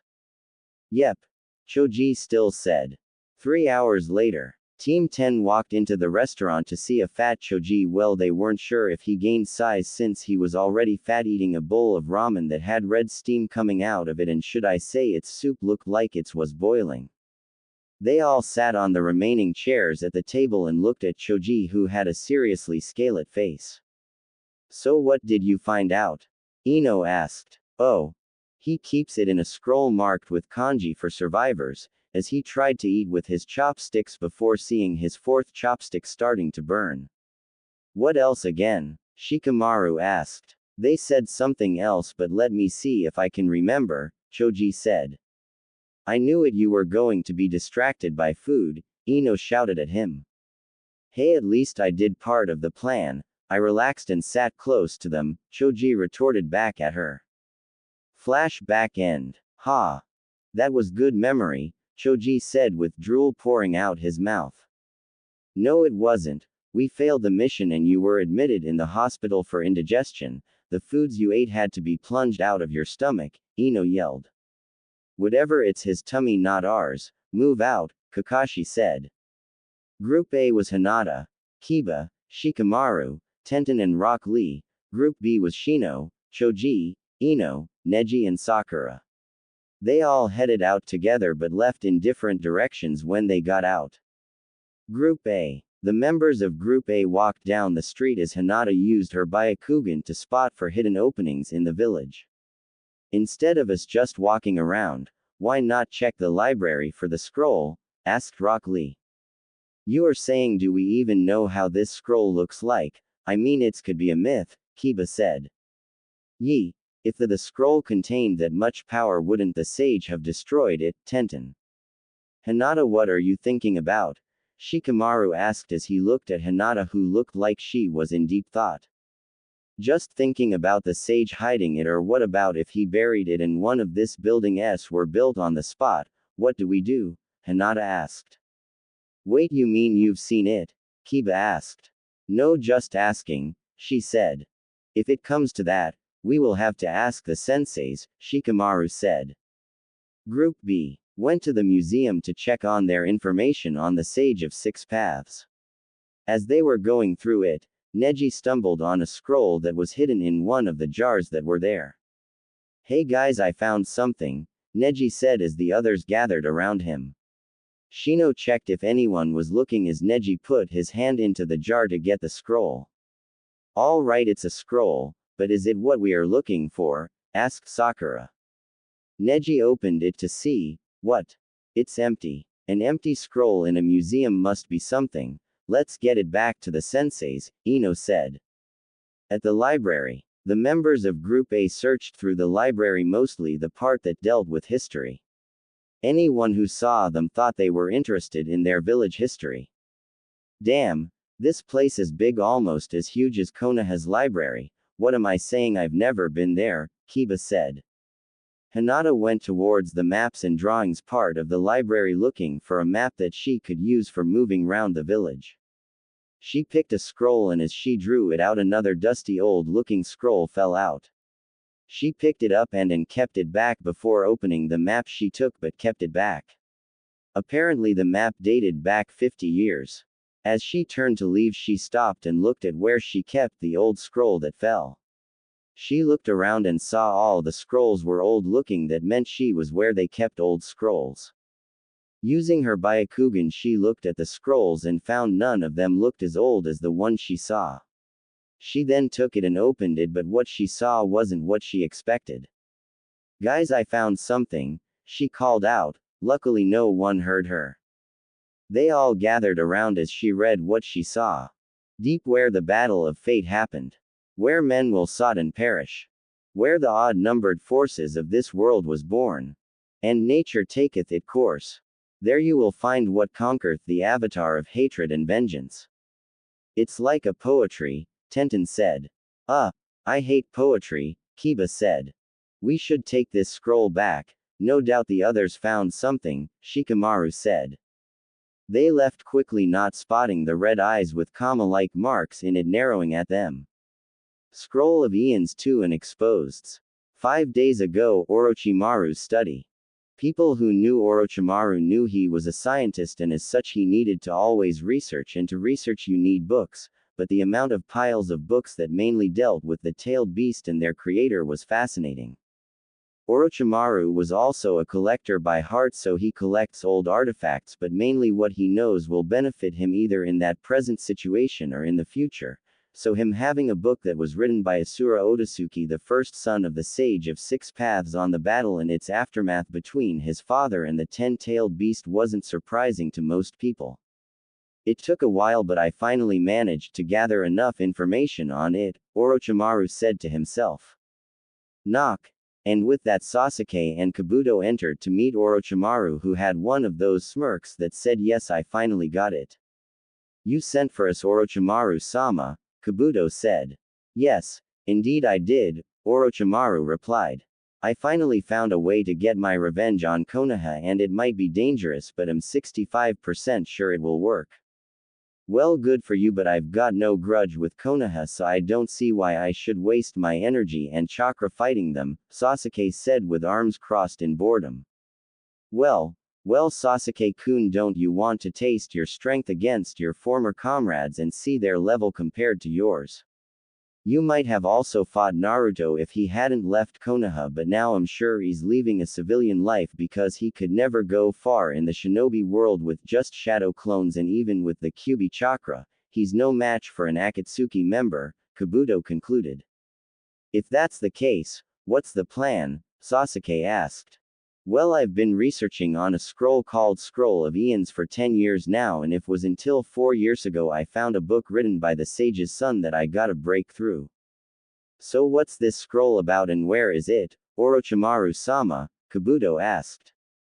The sage's ultimate sealing technique, and it is located in Waterfall Village, though I don't know where, Orochimaru answered. Though there is one fall. What is it? Sasuke. Now. A red-colored blade flew through the air. As it traveled, part of the red dropped off it, revealing it to be the crimson life force of someone as it flew through a man garbed in Taki Chunin uniform. Damn, how did this happen? Naruto thought. Flashback. Naruto entered the Junin exams as a Runin and called himself Daisuke Inoue. He was paired up with 2 partners as the first stage demanded a team of 3. His teammates were a guy called Shisui Karaki and Hinata Hyuga. He could still remember the last time he saw her. Flashback. Naruto panted as he ran towards the gates, trying to get there in time as he ran across the rooftops. He pasted a combined team 8 and 10 who were returning from a mission. Hinata, who was looking at the names of the shops they pasted by, saw he flash by. Naruto-kun, she thought. Anyo, please, I just remembered I have to do something at home. I can't follow you to see the Hokage, she said to the others. No problem, go ahead, Kurani said. Thanks, Kurani-sensei. As she took to the roofs.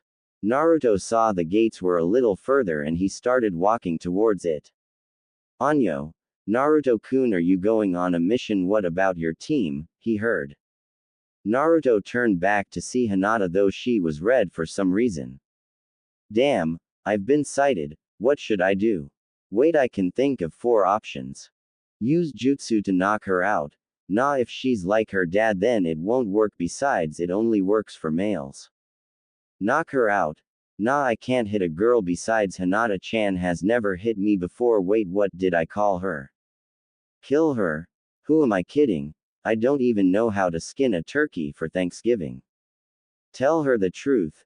I'm not that stupid. I'm sorry, Hinata-chan, I'm leaving this village. No one needs me here, Naruto said. He was pretty sure he heard someone shout, stupid. I'm not used to writing scenes like this. I even don't like movies that have such scenes in them, especially romantic ones, so I'll just skip. I go back to this later. Flashback. He hadn't heard much about her since then. The bell rang to signal that the first test was about to begin. It was much like the Chunin exams, except that while the forest of death breed monstrous creatures and gigantic trees, the location, place of no return, was said to have bloodthirsty demons in it. To your positions, team, as I call your names. Hi. A KUSA Nin replied. The Proter called the names as everyone replied. Hinata Hyuga, hi. Shisui Karaki, hi. Daisuke Inoue, Daisuke Inoue. Where the hell is your teammate? The proctor said as he turned to the both of them. He said he wants to get some stuff that will guarantee his survival. Not that it will if he is that weak, Shisui said with a scroll. They waited for 15 minutes and everyone could surely see that the proctor was starting to get pissed off. 5 more minutes and he isn't here, you are disqualified, he said to the both of them.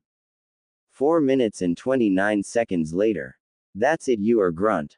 Everyone turned to see Naruto was pulling a huge sack behind him as he walked towards them, and by the look of things it was heavy. Hey guys, he waved at Hinata and Shisui. Where have you been? The proctor screamed at him.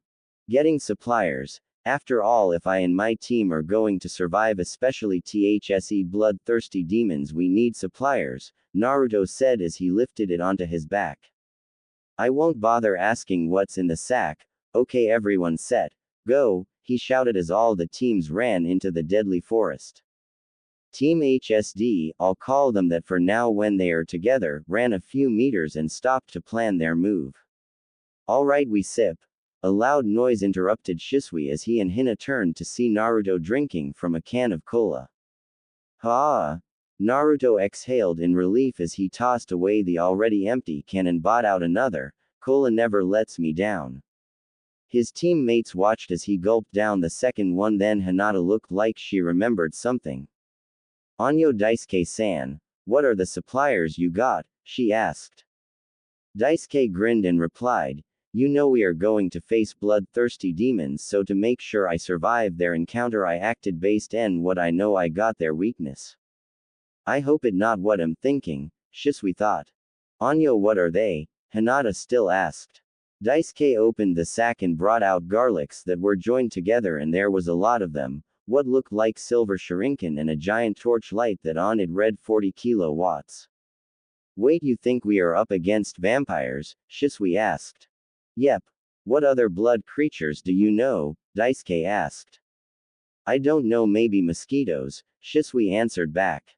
That why I prepared, as I said I'm not going to die, there might be a nest of vampire mosquitoes in here, so I bought a pack of garlic-scented insecticide.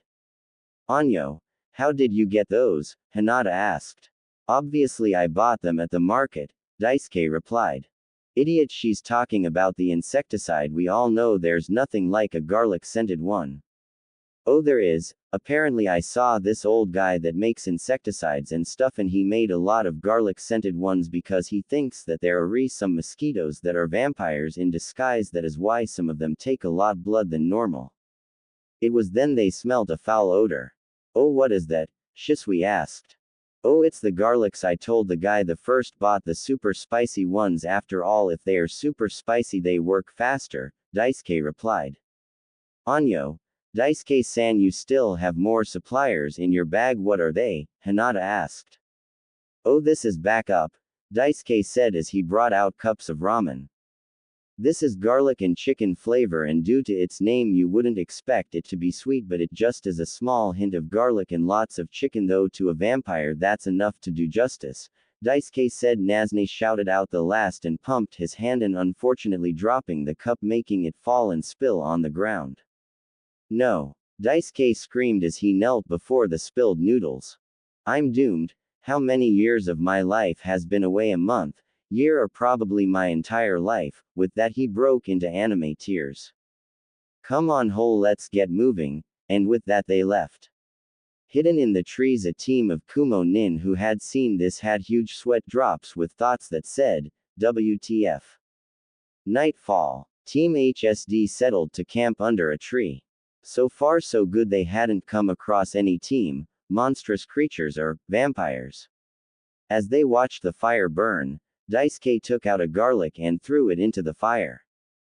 Wait, I thought you needed to protect yourself, Shisui asked. Yep, I am protecting myself. As the fire burns the garlic, it makes the garlic release its toxic smell, scaring anything with a nature that says vampire. They could hear rushing in the woods as twigs snapped. See, that means I was right, Daisuke said as he threw in another two. Daisuke was half right, and that was about the fire releasing the garlic scent, but he was wrong about two things. The scent wasn't toxic, neither did it drive the creatures away, rather it was the opposite. As Shisui watched the fire, he threw in another garlic as it had been silent for the past 2 hours, was starting to believe Daisuke's theory. But all of a suddenly it became deadly quiet. Even the birds that were the source of little noises he had been hearing stopped, as if they were quieted by something or someone. Shisui woke up his teammates as he stomped out the fire. What the big idea waking us up at 2:30 a.m. You better have a good reason or I'll stomp you like you did that fire, Daisuke ranted at him. First, how did you know it's 2:30 a.m. You have no wristwatch. Secondly, I think we are been watched, Shisui asked. You know you are been paranoid something watching us, or you are watching yourselves. Really am beginning to regret teaming up with you. Why can't you be like the lady? Daisuke ranted out. I'm being paranoid. You're the one who kept preaching about vampires and getting killed. You know what, if we ever encounter one I'm throwing you towards them, or if we don't I'll send them your house address, Shisui retorted in anger. Gasp. Daisuke. Bitch. Shisui. Head. Shit face. Guys. Hinata. Son of a bitch. Quote. Guys. Hey, give that back to me, it looks like my, Daisuke said as he pointed to Shisui's face. That's not what your mum said before she made out with it, Shisui retorted. Why you? Daisuke said as he moved to attack Shisui. You guys. Hinata screamed. Yes, Hati, Daisuke said as they turned to her. Behind you, Hinata said. Daisuke and Shisui turned and what they saw was something you will see in only in books, a giant orc with a club and behind him were four others. I'm sorry, Daisuke pleaded as he knelt before them, I wouldn't have insulted him if I knew he was related to you guys. Yes, father, please forgive grandfather, Shisui said as he also knelt before them. Ha ha ha, he finally confessed ha ha ha, but he stopped laughing as Shisui's last words came back into play, please forgive grandfather. Hey, what are you trying to say, that I'm a family member, you monkey, Daisuke? Oh yeah, if I was part of your family then I would have been adopted because clearly I didn't gain the looks of the family, Shisui. Well, that's not what I heard when I saw your mom, Daisuke retorted. Guys, please stop arguing and pay attention, Hinata pleaded. By now even the group of orcs now had sweat drops as they watched the puny humans fight. Blood, need blood, the smallest of the orcs as his eye glowed red. That alone was enough to make shut Daisuke up and shiver in this boots, thinking, damn vampire orcs. It was then that hell got loose. The orcs ran towards them as Team HSD got into their various stances. Shisui ran towards them and when he got close he jumped forward. While in the midair he cupped his mouth, fire style, grand firefall sweep, and with that he exhaled out the largest firestream that Hinata had seen. It looked like lava, though it was like the dragon fire she saw in the movies. The stream, just like its name, spat out from Shisui, who was in the air like a waterfall, and poured over the orcs like when it forms its river. You could hear the orcs' screams in the inferno. Their screams were loud and painful that Shisui stopped, whether from pity for the orcs or he was out of chakra for the technique no one knew, but Daisuke was not ready to have his blood taken. Wind style. Wind from the mountain gods, as a small tornado rose in the midst of the fire, creating a bigger inferno. The orcs' screams continued as the fire raged. Daisuke watched with a smile of safety and accomplishment as his teammates looked at him with a look that, crazy. After a while the fire stopped and Daisuke's smile turned upside down as the orcs he tried to turn to barbecue stood in there grunting in anger, its eyesight on Shisui as he was the one they saw attack them. FKU, Daisuke told them as he gave his middle finger to the one in the middle. Run, and with that let's just say that if Daisuke was alive in the Third Ninja War, the 2 seconds the yellow flash used to decimate the IWA shinobis would have been reduced to 1 or maybe less. But orcs too were great runners, and with their giant size they covered more ground. One orc ran after Shisui while the remaining 2 went after Hinata and Daisuke. Daisuke, seeing Hinata could no keep up with his amazingly speed, picked her up and Sonic dashed towards the trees. He landed on the tree branch. He turned to face the approaching orcs, brought out a garlic and put it in his mouth and spat it out with a fireball jutsu towards the incoming orc. The orc ate the fireball along with the garlic and Daisuke was dumbfounded. What, he ate it? How is that possible? Vampires or anything of a vampire nature hates garlics, he said as he grabbed Hinata by the shoulders and shook her. No, Daisuke-kun, they are orcs, and according to legends orcs eat men, so that means they also take in their blood. It must have gotten added to it. They are not vampires, they are just strongly carnivores. Hinata said. Oh okay, Daisuke said with a dumbfounded look. Hinata looked at Daisuke. I have a plan, we can use it to escape. Daisuke nodded as he and Hinata jumped to avoid the incoming hit. It easy. I believe the orcs are attracted by garlic, so if we use the garlic scent and spread it around, the orcs would be confused on which scent to follow. Daisuke nodded and gave half of the remaining garlics to Hinata and they separated to spread it around. Soon after they met up under a tree, the garlics getting burnt in different parts of the forest. The orcs, not knowing which scent to follow, retreated. Pui, that was a close one, Daisuke said. Let's look for Shisui-san, Hinata suggested. Daisuke nodded and they left. They found Shisui sitting under a tree, his shirt off as he was soaking wet over a fire. They all sat down to rest. Naruto, I'll start referring to him by his true name, then brought out the last instant ramen he kept. He had burnt the rest while having a dying wish in his heart. Wait, Daisuke-kun, that doesn't happen to be a garlic-flavored ramen? Hinata asked. And chicken, yep, he replied. Wait, she screamed, but it was too late. Naruto had already opened the cup and HW was sitting close to the fire. Throw it away quick, far from here, Shisui shouted. Naruto did throw it far away, into the fire for it to burn. That was far away. *hole, do you know what you've done? Shisui shouted at him. You asked me to throw it far away, and since I didn't know how far I could throw it, what better why than to boom? Daisuke was interrupted as an orc broke through the trees, and funny enough it was the same Daisuke gave the middle finger. They all knew because of the bump on its head. Roarr, he roared at them. Ha! Daisuke screamed as he ran into the forest, and funny enough the orc followed him, not seeing Hinata or Shisui, and poor Daisuke was in trouble because he had sprayed garlic insecticide on himself to ward off vampire mosquitoes. Should we go after him? Hinata asked, clearly tired. Nah, he will be fine. Someone who is able to use that type of wind jutsu can take care of himself, Shisui said, also sincerely tired.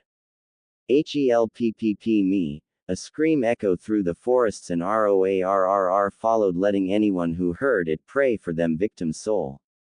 The next time they saw Daisuke was 3 days later, after they had beaten down a Suna team and taken their scroll. They all met in the tower where they were supposed to rest, and he looked pretty roughened up, if the bump on his head was to say anything. They weren't surprised when he slept for 2 days straight. Must be suffering from a lot of headache caused by the hit, the thought. Other teams came in, like all the Konoha ninjas except 1, 2 Suna teams, 1 Kumo team, 1 Taki team, and 2 Kiri and IWA teams. 2 days after, it was time for the last stage where they fought team on team. I'll skip the boring parts and get to the main thing. All the Leaf ninjas won, and now down to the last fight.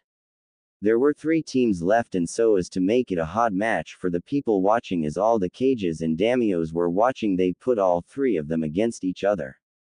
Team HSD versus Kumo team versus Leaf team, Kiba, Rock Lee and 1010. Ready, set, start. And with that, both Daisuke and Shisui ran forward, leaving Hinata in their dust. In their eyes you could see competitiveness. They first ran towards the Kumo team as they fired their attack at them. Lightning style. Crack point. Lightning style. Bolt explosion. Lightning style. Lightning flow. Daisuke and Shisui shocked the audience as instead of blocking it they stepped-sided all 3 attacks, not stopping a bit as they continued their run. Here's a real lightning jutsu, Shisui said. Lightning style. Anger of Zeus. Everyone watched as dark clouds covered the skies and yellow lightning struck across the skies. Water style. Water pistol, Daisuke said as he shot 3 water bullets at the 3 ninjas. Oh no, everyone thought, as they now knew what Daisuke and Shisui planned to do. Lightning fell from the skies, shocking all 3 Kumo ninjas, burning them to a crisp. Water plus lightning equals bad news, dude. Everyone was horrified at the way the both of them took out the Kumo nins. How were they sure they didn't even kill them? Daisuke and Shisui turned their sights to the Konoha nins and set on to eliminate them like they did the Kumo nins. Lightning style, water style. Anger of Zeus, water dragon. As both attack came down in slow motion, the Konoha nins, who were still in shock of what happened, were too slow to react, but Hinata was faster. She appeared in front of the Konoha nins in 100 wind gale palm, using it to deflect the attack. Is this the way you betray teammates not from Konoha? Shisui asked. I'm sorry, I can't just let you kill my comrades, Hinata apologized. Daisuke and Shisui nodded at each other and ran towards the Konoha ninjas, both of them bearing their swords. Tenten Yu sealed 2 katanas as she readied herself while the others got into fight stances. As Daisuke got close he whispered, 8 cardinal attack, and 7 shadow clones plus him surrounded Kiba, Dancing Mantis Queen, and with that the 8 of them spun around Kiba and round-kicked him, sending him into the wall, which bounced him back as the Naruto's delivered series of kicks that gave Kiba series of bouncing back towards his opponents, which was strange because the walls which was supposed to have been smashed through by Kiba were still intact. By the end of the combo, a white flag was standing on Kiba's butt. Kakashi, how was that possible? Kurani asked, currently flabbergasted. Kurani, for once I don't know, Kakashi replied. Shisui turned his sights on Tenten, engaging her in a kenjutsu battle. For now it seemed, even until Rock Lee joined the fray, Konoha Senpu. Shisui shusined away in lightning style, raging hyena, as he released a lightning flow that flowed towards Tenten. Its tips were hyenas. Damn, he planned that. He might have figured that Tenten was a weapon user and used lightning on her, and with all that metal in her pockets, I pray she doesn't actually smell like panda, Kakashi sighed. Rock Lee appeared behind Tenten and grabbed her just in time before the lightning hit her, though he wasn't lucky, as before left soul could leave the ground it was electrocuted. Aaarruggh, Lee grunted in pain as he landed away, with Tenten watching Shisui as he stood there with a smirk like he was playing with them. You're in my field of divination, 8 trigrams 60 palms, Hinata said as she appeared behind Shisui and tried to attack him, but, bam, Naruto appeared in front of her and kicked her away. Looks like she hasn't changed, Naruto thought. Yep, still the same shy girl who would go into danger for the sake of her friends. You know she got that from you. Kyuubi said. I know, girl, not now, Naruto whined. The Leaf Nin regrouped and attacked together except Kiba, who had been taken off the field, and Shisui ran towards them. White, Naruto, who was going to be in the middle of the clash, screamed. They all paused as he turned to Shisui. You know we haven't eaten, you know, due to the orc incident. Yep, you're right. And with that they both sat down, with Shisui bringing out a bento and removing a burger, some fries and a Pepsi, while Naruto brought out 3 large bowls of miso ramen and a Coca-Cola. Everyone there watched this with jaws on the floor and mega huge sweat drops. Oh, what are you doing, Tenten? What does it look like we are eating, Shisui? In a time like this, Hinata. So, Naruto. Ye guys, they are trying to say you guys aren't threats and are nobody, Ino shouted from the crowd. Nobody? Rock Lee whispered as he had flashbacks of when people said he was a nobody. I am not a nobody. 4th gate open. He screamed. He sped towards Shisui and Naruto, Hulk drop. As he jumped and smashed his leg onto the both of them, the hit creating a giant cloud of dust. Everyone held their breath as they waited to see what happened next.